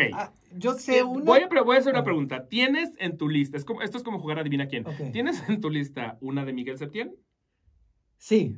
Okay. Pero creo que no es la misma. Es la cosa. Hay dos posibilidades. Hay dos y una a mí no me encanta y la otra sí. Ok, ¿en tu lista hay un judío?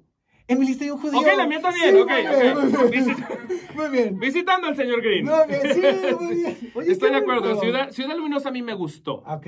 Visitar al señor Green me encantó. Bien. A mí Ciudad Luminosa, o sea, no la odié. Simplemente como que hubo cosas que no me... O sea, Lobnitz muy bien, pero en general, pues para mí Lobnitz... Y conectas, o sea, es una obra que creo que conectas poco. Exacto, sí. Pero visitar al señor Green... Es muy humana, muy humana. Es muy... Sí, hay mucho llanto. Hay mucho llanto. Hay una que otra risa. Hay mucha risa, de hecho, porque el personaje del señor Green es verdad. Se presta a que ubiques a ese viejito, ya sabes. Claro, sí. Daniel me decía, es mi papá, de entrada porque el personaje del señor Green habla con un fuerte acento yiddish. Y el papá de Daniel hablaba con un fuerte acento suizo. Que no es el mismo acento, pero al final no deja de ser un acento europeo chistoso.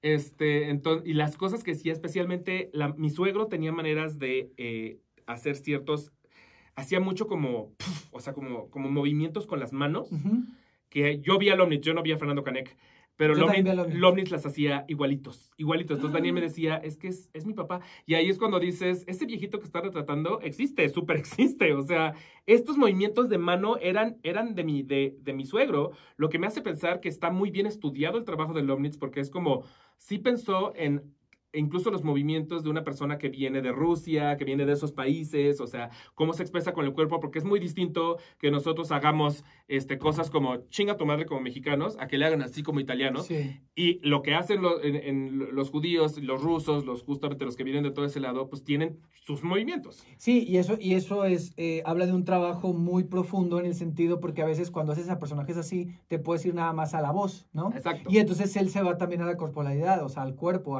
a los gestos. Y crece como 20 años, porque aparte ya sabe que Lomnitz no tiene los 80 que tiene el señor Green. No, justo es eso. Y me gustó, bueno, o sea, algo justo que me gusta es eso. Por eso me da curiosidad ver a Canek, ¿no? A Fernando Canek, por esta idea de la edad y porque a fin de cuentas esta apuesta se presta para eso. O sea, que alguien no tan grande haga al señor Green por esta idea de que se ve obvio que estamos entrando, o sea, la convención de estamos haciendo una obra de teatro, ¿no? Sí, o sea, por algo está ahí visualmente el vestuario y todo. Exacto, o sea, estamos entrando a la ficción, estamos saliendo después de cada escena y al principio se ve cómo Lomnitz se pone esta como panza falsa, ¿no? Entonces, al final de cuentas, creo que está muy interesante ese recurso que utilizan. A mí Septién me dijo, tienes que ir a ver a Canek porque a mucha gente le ha mamado. He recibido muy buenos comentarios de él. Ya no está, ¿verdad? Pero es que el problema es que dio creo que 2 funciones. Dio 2 semanas. 2 semanas, sí. 2 semanas. Yo insisto en decir 2 funciones. Oye, pero sí vi eso, que pusiste 2 funciones y luego así como de, perdón. Insisto en cagarla, o sea, ya me corrigieron y no paro, o sea, dio 2 semanas, perdónenme. Pero sí me hubiera gustado verlo para tener aparte de esa comparación. Claro. Pero fuera de eso, creo que la historia también no te la esperas, o sea, como que tú sabes que es la historia sobre un viejito que fue atropellado y el joven que lo atropelló tiene que ir a visitarlo una vez por semana. Y tienen personalidades distintas, ajenas, opuestas, que obviamente les impide tener de entrada una conexión fácil. Sí. Tan, creo que eso es lo que sabes. Sí, eso es lo que sabes, pero te voy a decir, a mí me spoilearon. Y te voy a decir, no lo voy a decir, pero no voy a decir qué es, pero para la gente que no la ha visto. Yo cuando vi la obra me llamó mucho la atención porque para mí me la vendieron como eso, o sea, polos opuestos, la historia de los polos de estos dos personajes. Y vi que alguien puso, Visitando al señor Green es mi historia favorita. Ajá. Y yo dije, maldita sea, ¿por qué acabas de decir esto? Tengo mucho que decir al respecto. Y yo, ¿fue la misma persona? ¿Habrá sido? ¿Estamos hablando de Robanda? Sí, estamos hablando de Robanda. Le escribí a Robanda. Yo vi su tweet y yo dije, hijo de... Yo lo enfrenté. ¿Sí? Yo lo enfrenté porque lo leí y dije, hermano, y lo peor es que yo no vi su texto en Time Out, porque escribió un texto para Time Out. No, yo lo vi en Pero yo dije, ojalá en el texto de Time Out no lo haya puesto, porque es una mamada, porque parte de lo hermoso de la obra es que hay 2 twists que no se te revelan desde un inicio. Exacto. Y que conforme se te revelan de cada personaje, entiendes de dónde viene ese personaje y son un momento de, o sea, y que te lo revele antes un tweet, te roba eso. Entonces le dije a Ro, le escribí y le puse, oye, eso que acabas de poner es un súper spoiler. Y me dijo, claro que no, solo estoy dando contexto. Y le dije, no, perdón, eso no estás dando contexto, estás dando un spoiler. O sea, le dije, yo lo hablé incluso con Miguel Septién, porque cuando escribí mi review, le escribí, yo me llevo muy bien con él. Entonces le escribí como de bromita y le dije, güey, estoy sufriendo un chingo con tu review, porque por no decir los spoilers, no estoy pudiendo lograr decir todo lo que quiero decir de la obra, que es mucho. Claro. Pero si lo digo, pues ya valió madres. Y me dijo Miguel, no vayas a decirlo, no seas ojete, o sea, son... Y le dije a su arroba, le dije, incluso Miguel a mí me agradeció el no decirlo. Sí es un spoiler, quieras o no, sí es un spoiler. Claro que es un spoiler porque sí es un giro muy importante en la historia, o sea, es algo que si no lo sabes, y aparte siento que también el hecho de que no se diga, que sea parte de un giro, creo que también ayuda a no crear un prejuicio y a que gente que a lo mejor sabiendo que hay eso, no iría a verla. Claro. Y si no lo sabe y dice, la historia del viejito y del joven, un conflicto de generaciones, y se topa con eso, creo que sí, o sea, lo entiende de otra forma, porque cuando se topa con eso, ya conociste a los personajes. Exacto. Porque cuando sabes ese giro, ya empatizaste ya sabes algunas cosas de ellos. Y como dices, entiendes otras cuando sabes eso. Entonces, y bueno, el otro también, que es importante. El otro claro, son 2 tweets. Son dos tweets. Yes. El otro llega muy al final, pero sí. Exacto. Pero sí, yo no le dije nada a Ro, pero sí lo vi y dije... Pero aparte, yo el tweet lo vi antes de que estrenara la obra. O sea, cuando como que la habían anunciado. o no sé en qué momento fue. Porque yo se lo dije hace muy poquito. Ah. Yo se lo dije cuando él subió, porque hizo una reseña para Time Out. Y ahí puso Entonces eso. subió la reseña y puso lo que tú dijiste, como de mi obra y lo vi y favorita. dije, esto no debería estar ahí, esto no debería estar pues escrito. yo lo vi desde antes, o sea, él lo puso como de... Él puso de qué emoción, algo así como de qué emoción que vayan a montar visitando al señor Green. Es mi favorita. Entonces a mí eso sí como que dije, güey, tenía muchas ganas de verla, todavía tengo ganas de verla, pero estoy esperando. Y ¿sabes qué me pasó? Que yo la veía. Ya lo estaba esperando. Decía, ¿cómo van a sacar el tema? ¿Cómo va a salir eso? ¿Cómo va a salir eso? ¿Cómo va a salir? Y no pasaba. Y yo decía, a ver, pero... Exacto. Y eso creo que no ayuda. Que para mí es como gente que nos dedicamos a hacer reviews y críticas y demás. Para mí, el tiempo en el que sucede en la obra es el que te dice si es un spoiler o no. Claro. Si te das cuenta que la revelación se hizo a los 40 minutos de empezada la obra, hermano, no puedes hablar de ello. O sea, y justo a Ro le dije, si hubieran hecho un trailer de Señor Green, te juro que no lo metían en el trailer. Claro, no. Porque es un spoiler. Si te lo dicen los primeros 10 minutos, ok, tal vez no sea un spoiler. Tal vez simplemente es parte de la entrada a la historia. Sí. Pero creo que el tiempo incluso te habla mucho de dónde está localizado la revelación. Claro, porque eso te ha pasado cuando haces reviews, a mí me ha pasado también cuando hago videos. Dices algo, pues dices, pero pasa los primeros 5 minutos, no es un spoiler. Porque aparte eso es como lo que inicia, lo que hace que arranque la historia, ¿no? Sí, que no falta con él. Se muere tal personaje, de inmediato dices, no los estoy spoileando, se muere al principio. Exacto, justo. Oye, ahorita que estabas hablando me puse a pensar si Visitando al Señor Green era una buena película. O igual hasta ya la han hecho, tengo mi duda. Porque hay varias obras de teatro que han hecho películas, que son estas obras que tú dirías, como si son 2 personas hablando o 3 personas hablando. Pero ahí tienes Tic Tic Boom, eran 3 personas hablando y le hicieron toda una película. Muy buena, por muy buena. Entonces igual y sí funcionaría. Sí, lo pienso ahorita y sí. ¿Qué te pareció el José Ramón Berganza? Me gustó José Ramón Berganza. Yo lo que tengo con José Ramón Berganza, y lo platiqué cuando estrenó este año también la de Hedda Gabler, que a mí de pronto me preocupa que José Ramón se sabe un cierto tipo de persona y de actor. Okay. Y entonces siempre como que rota hacia los mismos papeles, que es como el bueno, el bondadoso, el bonachón. O sea, como que él tiene ese perfil. Entonces me gusta mucho cuando se sale su perfil. Y de hecho, en Ciudad Luminosa, a mí me tocó verlo a él. A mí no. De alternante. Sí, porque está alternante. Y fui con mi amigo Daniel Cervantes y los dos salimos diciendo, wow, José Ramón Berganza hace una cosa que nunca antes le había visto. Claro, porque ese personaje es muy diferente. Es muy diferente y hasta nos pareció sexy. Dijimos, ¿quién es este José Ramón? Y aquí me gustó porque cuando empieza dije, otra vez regresó a José Ramón. Pero conforme pasa la historia dices, pero ya se está metiendo donde quizá José Ramón antes no había entrado. Justo eso. A mí me pasa similar. O sea, yo lo he visto como casi en el mismo... Él salía en esta de... ¿Winnipeg? Él salía en Winnipeg. Ajá, y era el bueno y el bonachón. Exacto, justo. Entonces como que al principio piensas lo mismo, pero si llega un momento, justo después de ese giro, del primer giro, que empieza a sacar unas cosas muy fuertes. A mí, de hecho, él fue el personaje que me hizo llorar. O sea, las cosas que él decía, cómo lo decía, y decías... O sea, hay una escena casi al final donde describe una reunión familiar. Que esta escena es poderosísima y es un monólogo. Sí. Su discurso es muy, muy padre. O sea, porque ya no viene de este lugar del José Ramón siendo bondadoso y bonachón. Exacto. Ya ahí vi a un personaje frustrado, ya ahí vi un personaje desesperado, ya ahí vi un personaje roto. Y eso me gustó. Me está llamando. ¿Quién? No sé, lo voy a colgar. Entonces, sí, Señor Green me gustó mucho. Y creo que al final del día, más allá del... sí. Me encanta cómo decimos... Lo hermoso de la apuesta son 2 personajes que no se han dado cuenta que vienen de lugares más parecidos de lo que ellos creen. Exacto. Ellos juran ser absolutamente opuestos y en realidad tienen algo en común que los une de una manera mucho más cabrona de lo que ellos incluso se permiten aceptar. Sí. Y eso se me hace muy bonito. Y cuando lo descubren es muy bonito. O sea, porque pues al final del día es una feel good. O sea, es una historia feel good. No vas a ir a ver un dramón ni nada. O sea, es una historia feel good. Es una historia muy humana y muy sencilla pero bonita. Entonces, yo lo que creo que tiene Señor Green es que es bonita. Sí, es muy bonita. Es muy bonita, pero creo que también, a pesar de que es como dices, como si fuera una feel good movie o feel good play, por así decirlo, creo que lo que tiene es que sí profundiza en ciertas cosas. Y sí toca, o sea, sí intenta... Aunque al final siento que se lo suena un poco fácil, creo que sí intenta ser complejo ciertas cosas de cómo toca el tema, ¿no? Y sobre todo porque al principio conoces un poquito más de toda esta cuestión del contexto del señor Green, ¿no? Como judío y de todo lo que ha pasado.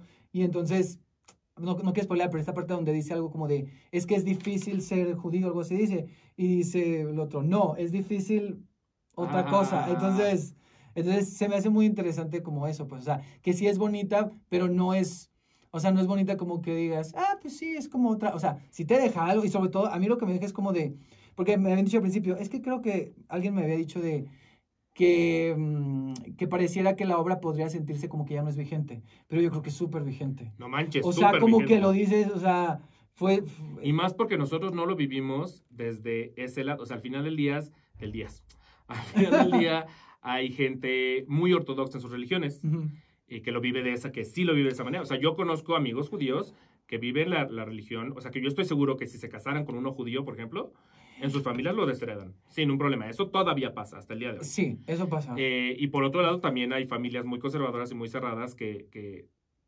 a sus hijos no les permiten elegir lo que sea. O sea, incluso también tengo conocidos que no pudieron escoger su propia carrera, que se meten mucho con quién es tu pareja. Sí. Si todas esas cosas siguen pasando, claro que la historia del señor Green es vigente. Claro, sí, totalmente. Ok, va, siguiente. ¿Una divina? A ver, no es cierto. A ver, da tu otra, porque están buenos adivinas. A ver, tenemos El Ejército Iluminado, Visitar al señor Green, The Prom, Julieta tiene la culpa y Junio del 93. Vamos 5, faltan 5. Ok.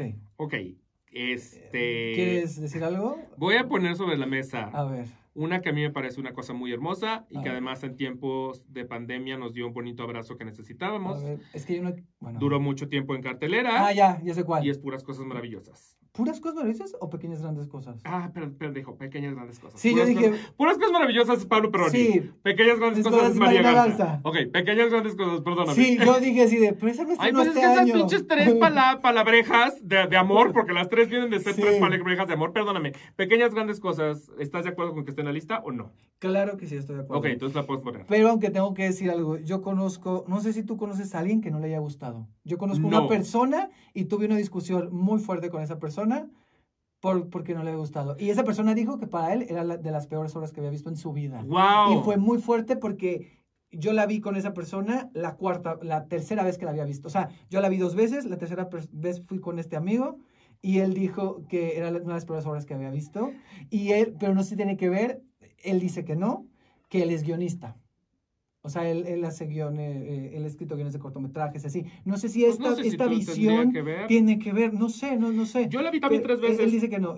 ¿Con personas distintas? Yo la vi 4, o sea, después de con este amigo, Feliz lo hubiera yo visto 4. Yo la volví a ver, y la 4ª vez yo llevé a mi mamá, a mi tía. O sea, yo la 4ª vez que la vi, llevé a mi mamá y a mis tías que vinieron de vacaciones a la Ciudad de México, a mi primo, y les encantó. Vi que tú también llevaste a tu familia. Yo llevé a mi familia. ¿Y qué tal? Y fue un momento muy chistoso porque en mi cabeza la segunda vez que la vi fue que llevé a mi familia.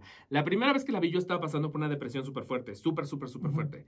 Entonces, mi visión de la obra fue por alguna extraña razón muy optimista y muy positiva, porque lo que rescaté de la obra fue esta idea de no pasa nada. O sea, todo pasa y no pasa nada. Siempre hay algo mejor. La vida es así, la vida es cruda, la vida es ruda, pero al final del día no pasa nada. Entonces, a mí, saliendo de esa obra, yo salí brillando, o sea, yo salí en las nubes diciendo como, tienes razón, yo soy Sugar, yo quiero ser Sugar en la vida. Y entonces así la percibí. Cuando llego la segunda vez con toda mi familia, me pregunta mi familia, oye, ¿vamos a llorar mucho? Y yo, no, güey, al revés, es una historia de amor, de paz, estás en las nubes, arcoíris, no mames, mi hermano y Daniel eran una sopa de berrear, mi papá. Todos berrearon y al final salieron. ¡Qué poca madre que nos dijiste que no era para llorar! Estamos destruidos. Daniel me dijo, se prenden las luces en el teatro terminando los aplausos. Y Daniel me dijo, qué poca madre que no dejen estas luces apagadas unos 5 minutitos más. Porque te las prendes cuando tú todavía tienes el moco corriendo y estás con los ojos de este tamaño. Te estás tratando de limpiar y en eso, plum, luces por todos lados. Dije, respétanos como público. Apáguenos un rato las luces, déjame recuperarme y ahorita ya me salgo. Pero yo no la había visto desde ese punto de vista. Ya cuando volví con mi familia dije, no, es que sí tiene muchos momentos muy rudos. O sea, después lo entendí ya desde los lugares, por ejemplo, donde viene el papá zombie. El papá zombie es una cosa devastadora, pero en el momento no lo había cachado la primera vez que la vi. Lo estás diciendo, nomás mencionas eso y yo ya casi voy a llorar. No mames, entre el papá zombie y la ropita. Hija, el vestido. No, esos dos detalles esa, sí están para destruirte. Esa está... Y no entiendo cómo no puede gustarte una obra así, porque lo que tiene esa obra de bellísimo es que todas son historias reales. Eso es lo que a mí se me hace una cosa muy hermosa, es que nace de un blog, que además uno pensaría, un blog, estas cosas del internet, así lo diría mi suegro, estas cosas del internet. Y de ahí en realidad rescataron historias increíbles, representadas por actores como Alejandro Morales, como Marcos Radosh, eventualmente como Naomi Espinosa, y bueno, la misma Mariana Garza. Bueno, ella no representa las historias, pero los demás sí, que lo están haciendo de una manera magnífica, que cada historia les toca contarla desde un lugar distinto, que tampoco es fácil como un actor, y son reales. Todo lo que te están diciendo, alguien lo sintió, alguien lo pensó y alguien lo dijo. Entonces, si eres escritor de cortometrajes, primero que nada tienes que entender que no es del todo ficción. Sí, justo. Y bueno, no voy a andar mucho en la discusión de que tuve con él, pero era justo eso lo que yo le decía. Pero me da mucho gusto escuchar, bueno, yo había leído tu review, pero me da gusto escucharte así tan animado, porque, por ejemplo, yo sentía que a lo mejor mi percepción era diferente, porque yo cuando me enteré que era montar la obra investigué y entonces leí el libro. Y entonces leí el libro y después leí el texto, la adaptación de cómo las cartas, porque el libro son pura carta, que las recopilan del blog. Y después leí el texto en inglés y después la vi. Entonces dije, pues igual y yo, o sea, yo leyendo las cartas ya lloraba. Yo leyendo la obra ya lloraba. Y cuando la vi, no manches, o sea, lo que hizo Paula con eso, porque aparte Paula hace una propuesta diferente a la original. O sea, tú lees el texto y el texto sí te dice que va a ser un espacio realista, o sea, que va a ser el departamento. Y si tú ves... Es lo menos realista. Exacto, pero si tú ves fotos de la puesta original con Nia Bardalo siendo Sugar, es tal cual como viene en el guión, o sea, como viene en el libreto, pues, original. Entonces, ella lo llevó a otro lugar, o sea, Paula Celaya lo que hizo, lo llevó a otro lugar y lo cuenta de otra forma diferente a cómo se cuenta. Sí, porque creo que te lleva al mundo de Sugar, o sea, que lo que hace es jugar con la idea de que Sugar vive en una especie de fantasía, que se ha creado una burbuja, porque también Sugar, durante toda la obra, las cartas son un pretexto para que Sugar cuente su propia historia. Exacto. Y lo que te enteras es que su historia, pues ella ha tenido que superar mucho. Entonces, dentro de eso que ha tenido que superar, lo que ha ido es que se ha ido armando de un mundo para entender que esa crudeza que está allá afuera no es todo lo que es el mundo.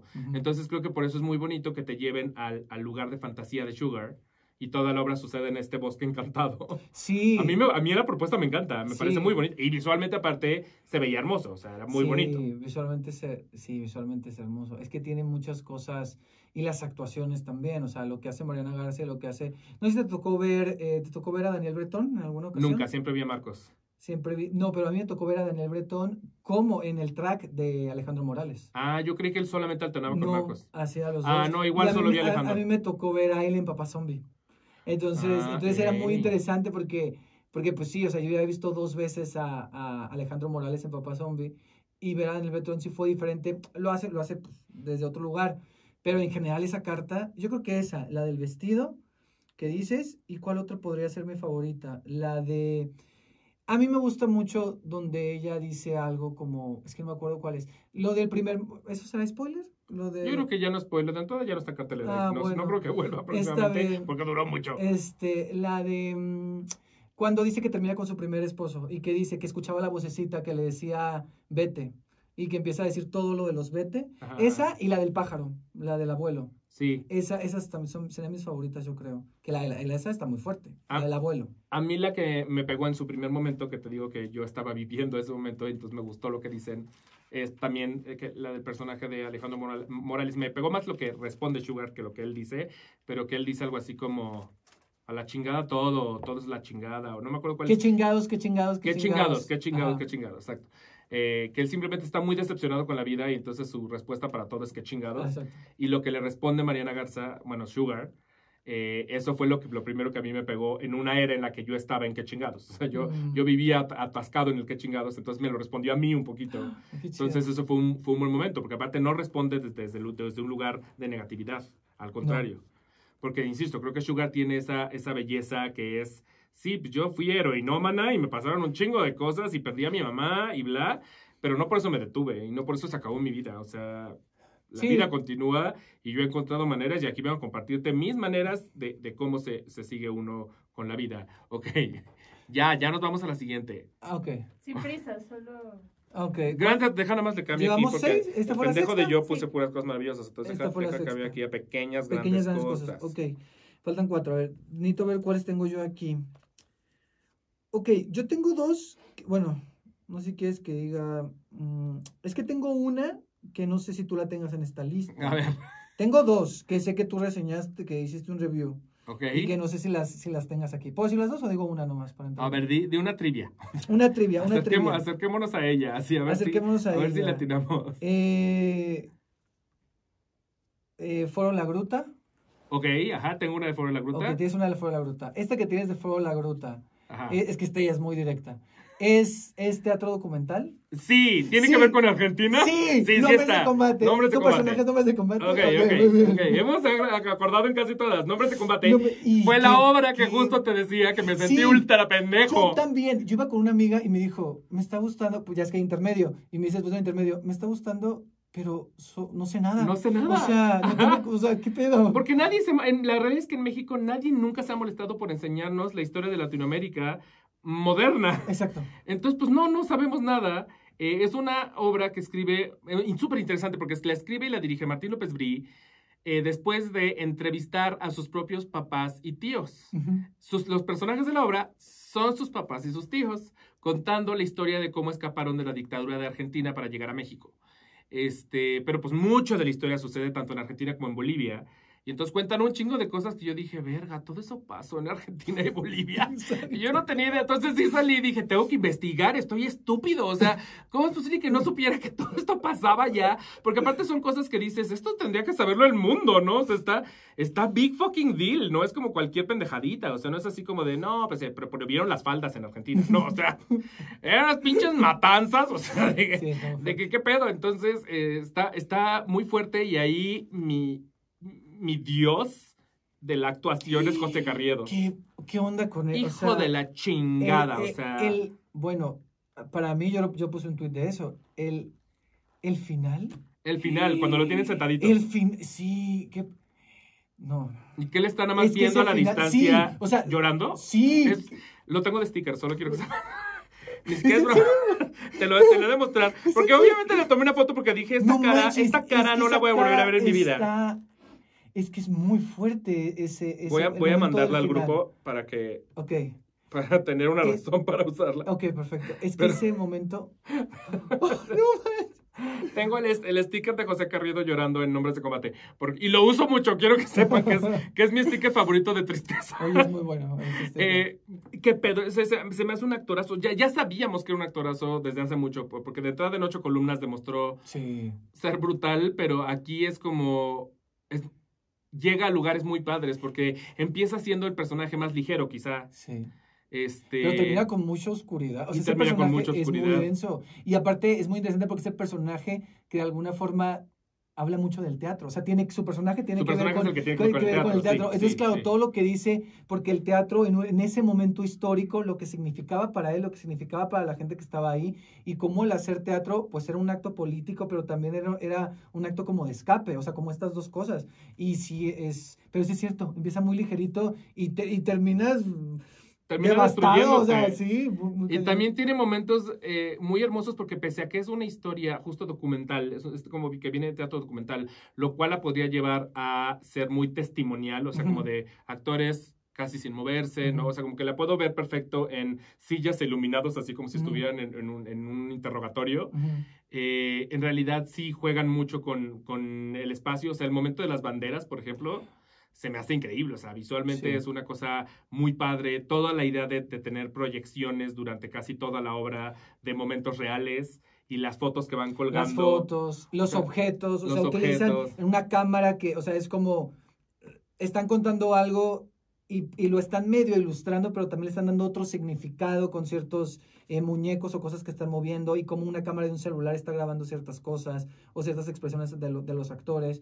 Sí tiene, o sea, como utilizan el espacio y los elementos, te llevan a muchos lugares. A pesar que sí tiene un tono, o sea, sí se conserva mucho el tono documental, o sea, sí está conservado, sí, pero me parece que, y sí, a ver, sí es larga, o sea, la obra sí es un poquito larga, hay que aceptarlo, pero sí creo que la obra sabe que es larga y entonces le da dinamismo con diferentes recursos, pero no se siente tampoco que digas, esto está saturado, o sea, sientes que te están contando algo, ¿no? Como muy...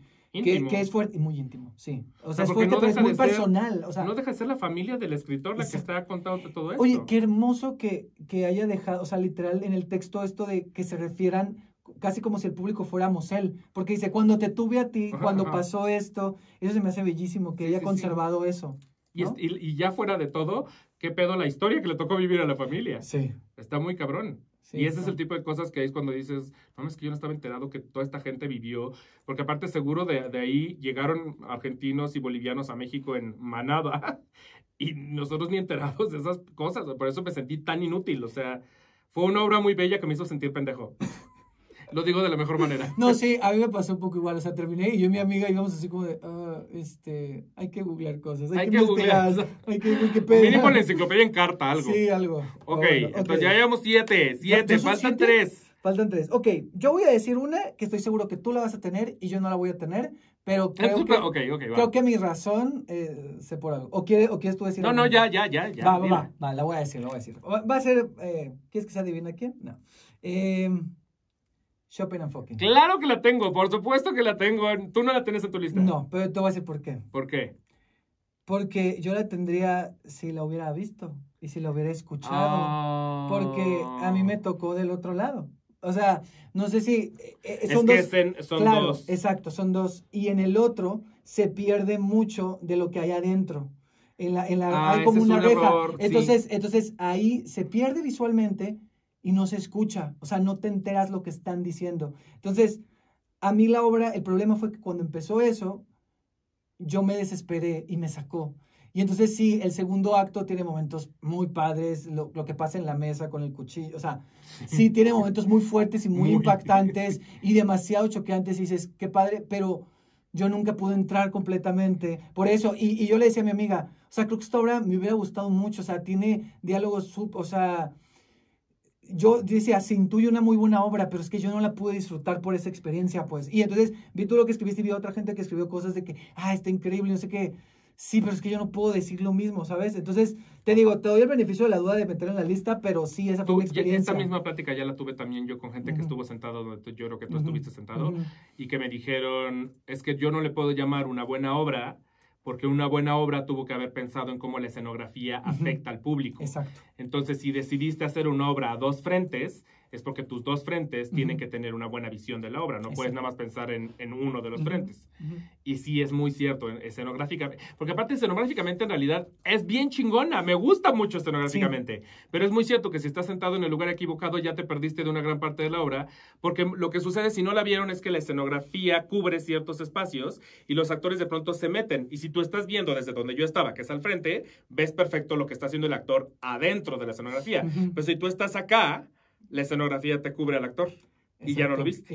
Y ya lo escuchaste. Y de hecho creo que ellos lo quisieron resolver porque según ellos se dieron cuenta y meten cámaras. Sí, con las pantallas. No termina de ser una solución funcional. Justo fue lo que me dijo alguien. Me dijo, pero ponle las teles. Yo estaba viendo las pantallas y yo, sí, pero no es igual. ¿Y el sonido cómo lo resuelves? O sea, como están adentro, el sonido se escucha diferente y tú no, o sea, a lo mejor tú como estabas de frente, sí te llega algo de la voz, pero estando de lado, la proyección de la voz no te llega, se escucha diferente. Estoy totalmente de acuerdo. Sí, o sea, esta cuestión del diseño del espacio, a mí, yo la verdad, ahorita, o sea, ya no estoy enojado, pero cuando la vi estaba enojada. Es que sí no me enojé, pero estaba, la dejé ir. Sí, no, o sea, estaba como molesto, porque aparte había ido con alguien que casi no va al teatro, y entonces era así como de, era tu momento de mostrarle. Claro, y entonces ahora es como, también se lo mostraste con algo muy fuerte, ¿no? Muy gráfico, muy fuerte. Muy gráfico. Pero mira, lo que vi, lo que escuché, sí me gustó. O sea, sí había cosas, sí. El momento donde bailan, hay un momento donde bailan. Claro que hay un momento donde bailan. Es que sea, es una locura Trainspotting, eso es lo que tiene, que es esta cosa Trainspotting que se va a lugares rarísimos, pero desde el color que usan estos colores como estridentes y estos vestuarios, hasta el hecho de que de pronto hay una botarga en escena. Sí, que amo que hay una botarga, porque son estas alucinaciones bizarras. Sí. Entonces, sí, a mí me gustó mucho que Sixto Castro Santillán, que es el director de la obra, se arriesgara. Creo que es una obra con la que tomas muchos riesgos, porque el texto es complicado y encima de todo decidir hacer una dirección, decidirla llevar a un lugar explícito, con un texto complicado, estás tomando una decisión. O sea, es claro que estás tomando una decisión, porque podrías alienar al público. O sea, el público podría salir de ahí, podría ser muy repulsiva, creo yo. Y tal vez incluso para algunos pudo haber sido muy repulsiva, y para otros más bien, como yo lo viví, es esta fantasía, este viaje. Es que es muy estimulante también. Es muy estimulante. Es muy estimulante y, o sea, como están dirigidos los actores, el trazo, pero visualmente la estética, o sea, como de todas las decisiones que están ahí puestas, sí, son arriesgadas y sí es estimulante. Te digo, a la gente que estuvimos del otro lado, pues sí, salimos como que, pues sí, está muy estimulante, pero si sales entre que, yo sí salí un poco enfadado, la verdad. No, claro, y lo entiendo. O sea, pero pues está bien, o sea, digo, y la verdad yo sí la volvería a ver. O sea, y yo digo, mira, que esta obra la monten y que la monten no en el Foro Lucena, que la monten en el Teatro Milán a un solo frente. Y que lo que está abajo lo pones arriba. Exacto. O sea, lo que pones, lo que haces hacia al fondo, lo pones arriba y ya tienes tus dos momentos. Exacto. Y lo estás viendo y sería o sea, ya que lo hagan así, por favor. Les acabo de dar la idea. A mí me fascinó el personaje que hace Luis Vegas, que es el prostituto. O sea, se lo lleva a un lugar extremísimo. O sea, es una cosa, o sea, su mirada todo el tiempo es una mirada perturbante. O sea, es como que estaba desorbitada. O sea, eso está muy cabrón, porque todo el tiempo su mirada, y esta manera en la que se la pasaba haciendo una risita como de, o sea, como, no sé, era un personaje que a mí me enchinaba la piel de una mala manera. O sea, como que decía, ay, este personaje me da todo el cringe del mundo, pero amé a Luis Vegas por hacerlo, porque entonces se lo llevó allá y eso está increíble. Claro. Y amé a Claudio Lafarga, que también, creo que Claudio Lafarga es un actor al que muchas veces hemos visto en personajes parecidos, porque también está perfilado para una cierta cosa, y aquí es una especie de Satanás, disfrutando de ser un hijo de la chingada, y creo que es la primera vez que lo veo de entrada en un actor, en un papel como de villano, o sea, yo entonces también lo disfruté porque aparte se veía que lo estaba disfrutando, o sea, siento que él estaba viviendo el momento de, voy a ser este villano culero, esa escena de la mesa, cínico, la escena es que tiene esa escena, o sea, así como hace rato les dije que hubo Golden Shower en junio del 93, aquí hay otra cosa que ya puedo poner en mi lista de cosas cabronas que he visto en teatro, y es esa escena de la mesa. O sea, sin revelar mucho, sucede algo bien feo. Sí, sucede algo muy feo. Entre cuchillos y pasteles y cosas. Y cosas, cuchillos que entran en lugares donde normalmente no deben entrar. Cuchillos donde no debería haber cuchillos. Exacto. Y es muy gráfica y es muy, muy, muy, muy fuerte. Pero a mí me encanta y aplaudo el riesgo. Prefiero 1000 veces ver algo arriesgado que algo aburrido, algo gris, algo en lo que dijeron, vamos a darle gusto al público. Prefiero que hayan dicho, mira, igual y no le gusta a todos, pero vamos a hacerla así. No, y creo que como público también te reta, pues. O sea, a mí lo único es eso. O sea, yo creo que es una buena obra, pero sí cuestiono lo que dijo la persona, lo que decías tú. O sea, a lo mejor no es tan buena porque esa cuestión del espacio. Porque alguien tuvo que haberlo pensado. Exacto. Pero te digo, yo creo que va. Y cuando me invitaste dije, Iván va a poner Schopenhauer, yo voy a decir mi comentario. Pero también me da gusto saber que otra gente opina lo mismo. Porque yo creo que lo que tiene que pasar es que Schopenhauer vuelva y que la gente que no la pudimos disfrutar podamos volver a disfrutarla. Que se repiense. Justamente un poco también esa es la idea de una crítica. El teatro está vivo. Entonces, si estas conversaciones ayudan para que en un remontaje, si sucede, puedan pensar en algo que no habían pensado antes, pues suceda. Entonces, sí. Muy bien. Ok, 9. 9 y 10, ok. A ver, ok, ¿tú solo tienes una más o tienes dos más? Tengo una más. Yo ya nada más tengo una más. Ok. Estrenada recientemente en Foro Lucerna. Ya sé cuál es. ¿No te gustó? Tienes cara de que no te gustó o no la has visto. Sí la vi. Mira, ya sé cuál es. Tu personaje está dirigido por Angélica Rogel. ¿En los 50? Vive en los 50. ¿La pondrías o no? Si no, no la ponemos. Mira, tengo un problema con eso. A ver, a mí me gustó. Ajá. ¿Tú sabes por qué me gustó? Porque la gente que la había visto antes que yo me había dicho, la vas a odiar. La vas a odiar, es muy larga y no tiene buen ritmo, o sea, muchas cosas. De repente vi que tú y varias gente empezaron a decir, es maravilloso, no sé qué, y dije, pues a ver, yo tengo otras opiniones, yo tengo que ver esto. Y la vi el domingo pasado. No sé si influyó, porque a mí me habían vendido muy mal a Mauro Sánchez Navarro. Yo lo amo. Me lo habían vendido mal. Entonces me dijeron, no, es que con Mauro parece que está recitando, no sé qué, bla, bla. Yo no la vi con Mauro, me tocó, yo no sabía, que eso también deberían avisar, ¿eh? Sí, porque hay un alternante. Hay un alternante en Oliver que lo hace, creo que se llama Alejandro Romero, espero no decir mal el nombre. Y también un alternante, yo dije que me toque Adri Llabrés, por favor, porque si no me toca Adri Llabrés. Y hay una, Silvia. Silvia, perdón, y yo, Sara. Sí es Silvia, ¿verdad? Es Silvia, Oliver, Silvia, Oliver y Philip. Ajá. Entonces yo dije que me toque a ella, y sí me tocó, porque ahí creo que es Epi Vélez, creo que se llama la que alterna con Adri Llabrés. Estamos hablando de Orgullo. Es la que está en el banquillo de si la metemos o no.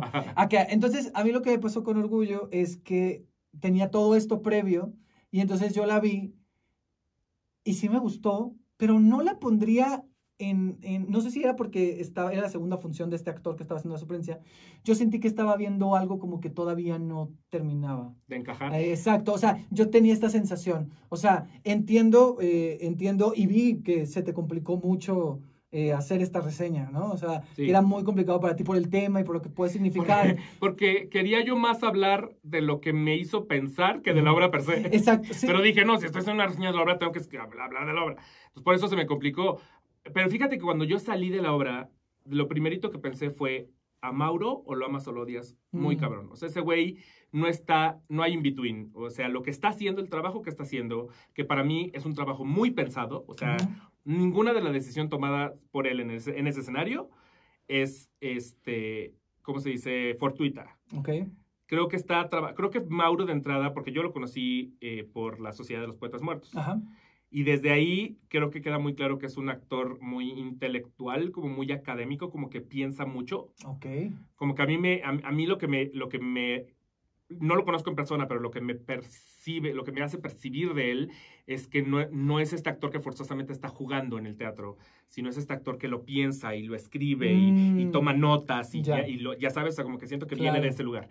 Entonces, creo que su personaje está pensado incluso en personas que existieron. O sea, yo decía, puedo ver un poquito de Truman Capote, pero puedo ver un poquito de Oscar Wilde, pero puedo ver un poquito de Salvador Novo, y no estoy seguro de si él lo pensó así. Eso al final de cuentas es mi percepción. Claro. Pero estoy seguro que sí hubo inspiraciones en lo que hizo. Pero al final entrega un personaje muy personaje. O sea, acaba siendo algo que yo lo puedo entender como un personaje muy frío. ¿Por qué? Porque el Oliver de los 50 es completamente restringido y es como si estuviera encerrado en su propio cuerpo, en su propia mente. Entonces no se quiere soltar ni para hablar ni para moverse. Entonces hace como este personaje que justo podría parecer recitado, lo que acabas de decir, porque todo lo quiere decir como así, pero creo que yo lo sentí como la frialdad de alguien que se niega a dejarse ser él. Y cuando es el Oliver del futuro, se lleva mucho de lo que agarró del pasado. O sea, creo que lo que él dice es, ok, es el mismo Oliver, es una especie de Oliver resucitado. Entonces vamos a agarrar cosas que hice de ese Oliver, pero ahora me lo voy a llevar a un lugar un poquito más desparpajado y cínico sin perder eso que tenía Oliver. Claro. Entonces vuelve a ser un poquito el mismo. Yo salí y dije, Mauro hizo un gran trabajo porque todo lo que creo que él pensó que quería hacer, me lo dio. Pero sí creo que mucha gente va a verlo y va a decir, me cago este actor. Entonces lo puedo entender de las dos partes. O sea, creo que yo lo amé porque entendí su trabajo, pero puedo entender perfecto que haya gente que diga no. Y me pasó, ¿sabes con quién me pasó lo mismo hace ya muchos años? Pero cuando estrenaron la obra del Buen Canario, ¿te acuerdas? Era El Buen Canario, El Canario, sí, una en el Insurgentes. Sí, yo todavía no vivía aquí, entonces sé cuál dices, pero no la vi. Fue la primera obra en la que yo vi en la vida a Irene Azuela, en la vida. Ok. Y yo me acuerdo que salí y dije, ¿quién es esta actriz? Me cagó. Y lo platiqué con la gente con la que iba y me decían, es que entiendo por qué te cagó, porque su personaje está muy pensado. Pero en realidad es un personaje bien padre. Y mucho tiempo después, viendo muchas más cosas de Irene Azuela, entendí que esa es Irene Azuela, que Irene Azuela es la persona que piensa mucho sus personajes. Y al día de hoy yo puedo disfrutar mucho de una actuación de Irene Azuela, pero siento que es una persona que no es que te entregue la naturalidad y lo orgánico y lo... Exacto. Tú a Irene Azuela, again, no la ves jugando, nunca la ves jugando. Irene Azuela está muy pensadita. Sí. Entonces... ¿Y pasa con Mauro eso? Eso pasa con Mauro. Por eso creo que lo puedo defender, pero puedo entender al quien no le gusta. Pero los otros actores, Mauricio Isaac es una bomba espectacular. Adriana Llabrés es increíble. Nacho Tan, que a mí, y yo lo he aceptado y lo he dicho en el Aquelarre 1000 veces, las primeras obras que yo vi de Nacho, a mí Nacho no me gustaba nada. A mí todavía no me gusta. Pero y ahorita cada vez me gusta más.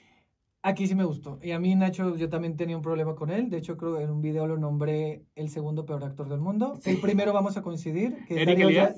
Darío Yazbek.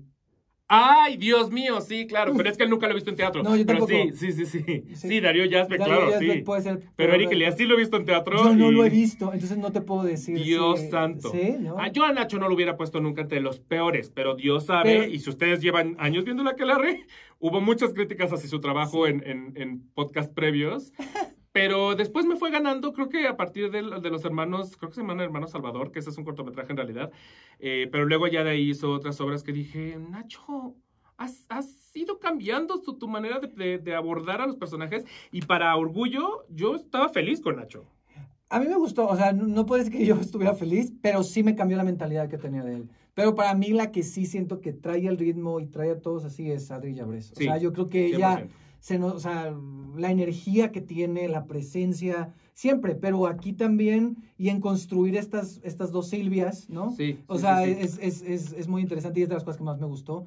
Y me gusta mucho cuando, o sea, está la dirección, o sea, cuando las escenas a veces como que se entrelazan o se superponen, o sea, es decir, está una escena porque es una historia que ocurre en 1958 y 2008. Ajá. Y entonces hay una escena de los 50 y va a terminar y ya vemos como un personaje de él. Y entonces, o sea, cómo esos personajes se cruzan en las transiciones, se me hace como muy bello, como muy poético. Es muy bello y muy inteligente. Sí. Y la primera vez que sucede, además, es muy impactante. Es muy impactante. Porque...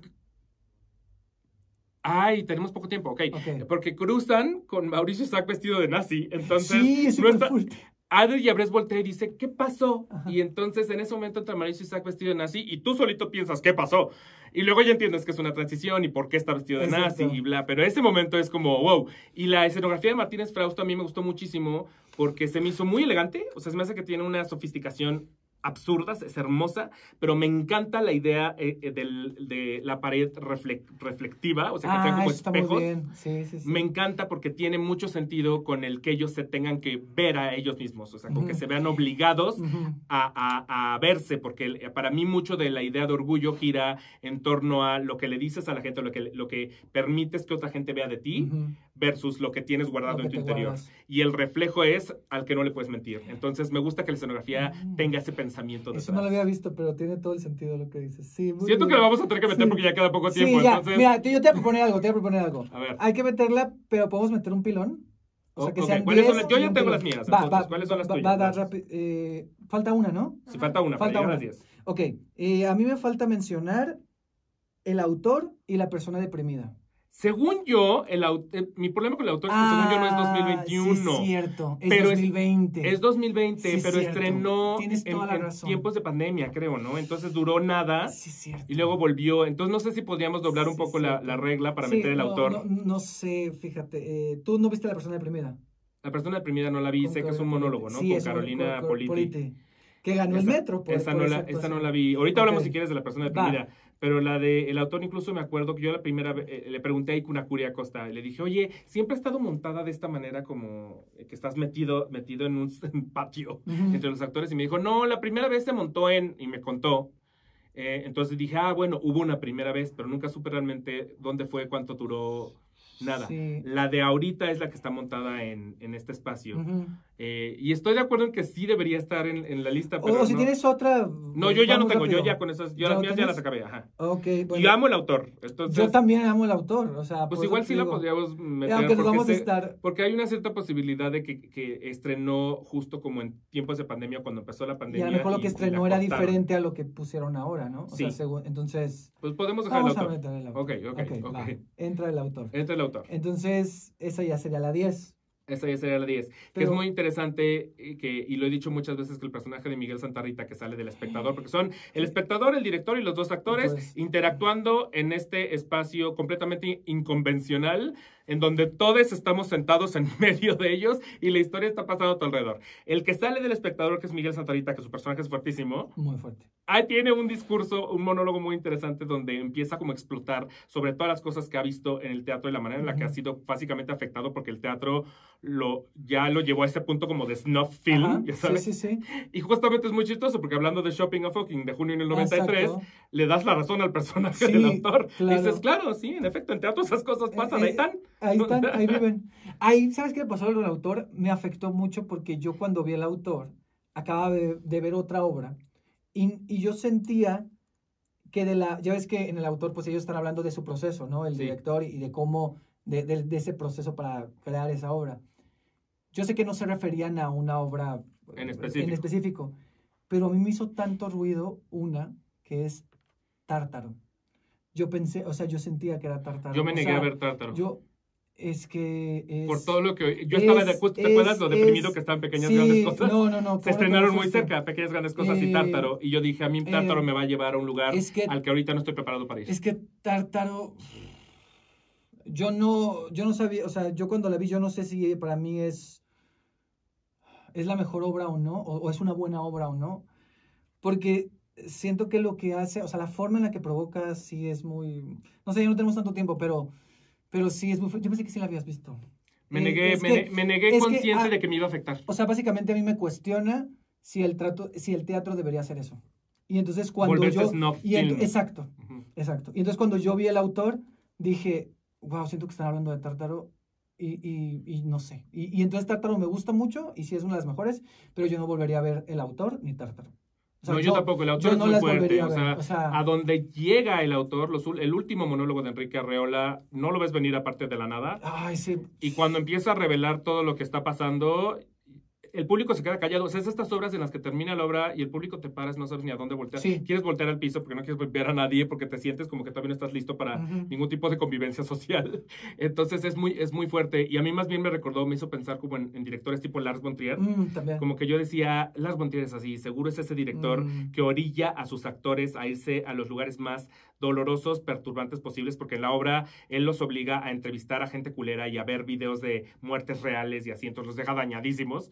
Yo decía, huevo, ese es Lars von Trier, o sea, ese director existe, ese director que de verdad llega al extremo de obligar a sus actores a convertirse en el personaje, no a jugar con el personaje, pero ya el método al extremo, ya sabes, a jugarle al Jared Leto así, pero muy cabrón. Ese director existe y no por nada Heath Ledger se murió, o sea, es de estas cosas que te recuerdan, sí, Heath Ledger se murió un poquito por eso, o sea... Claro. Entonces, sí, el autor es muy fuerte. Yo tampoco la volvería a ver, pero me encantó verla y me encantó verla en ese formato rarísimo de mueve tu silla, toma cerveza si quieres. Sí. El actor te ofrece una cerveza, la agarras. O sea, eso me pareció fabuloso. Felicidades. Benjamín Kahn, hiciste un gran trabajo de involucrarnos con tu obra. Eso sí, fabuloso. Es muy fuerte. Sí. Ok, entonces mete el pilón y ya nos vamos. El pilón. A ver, las digo y a ver si estás de acuerdo con el pilón. ¿Tuviste Cassandra? No vi Cassandra, sé de qué va, o sea... Sí, pero no la vi. Era puro Shakespeare, ¿Viste La ira de Narciso? Sí. Amo La ira de Narciso. ¿Sí? ¿Entra? Amo La ira de Narciso, sí. ¿Entra? Va, perfecto. Ese es el pilón. Ok, entonces que el pilón sea La ira de Narciso. El pilón es Narciso. Ok. Rapidísimo, pues La ira de Narciso, Christian Magaloni es un dios. es un monólogo, una autoficción de Sergio Blanco. Exacto. En la que cuenta la historia de un viaje que le hizo, ya no me acuerdo a dónde, a Suiza, no es Suiza, es Europa. Es a algún lugar en Europa donde tiene como ciertos encuentros sexuales y él va a hablar de el mito de Narciso. Y entonces Christian Magaloni... Es muy chistoso porque en la obra Christian Magaloni actúa de Sergio Blanco, en el que le pide a Christian Magaloni actuar de Sergio Blanco. Sí. Entonces es como la realidad metida con la ficción y revuelta en una licuadora, y al final en algún momento empieza a hablar de cosas que ya no existen pero metidas de Christian Magaloni. O sea, dice como Christian Magaloni y su esposa cuando tienen un bebé. Ajá. Christian Magaloni y Asira Bate no tienen un bebé, pero ya te lo metieron. Y tú dices, yo no dudé. Yo también lo dudé, dije, se embarazó Asira. Y aparte cuando yo fui, Asira estaba en el público, entonces casi que yo volteé así de... Y tocando la panza así. Es una metaficción súper interesante, y a mí lo que me encantó es que Christian Magaloni... Yo voy a ser muy realista en términos de el personaje gay es difícil de retratar desde el heterosexual a veces, porque el heterosexual cae mucho en ciertos clichés.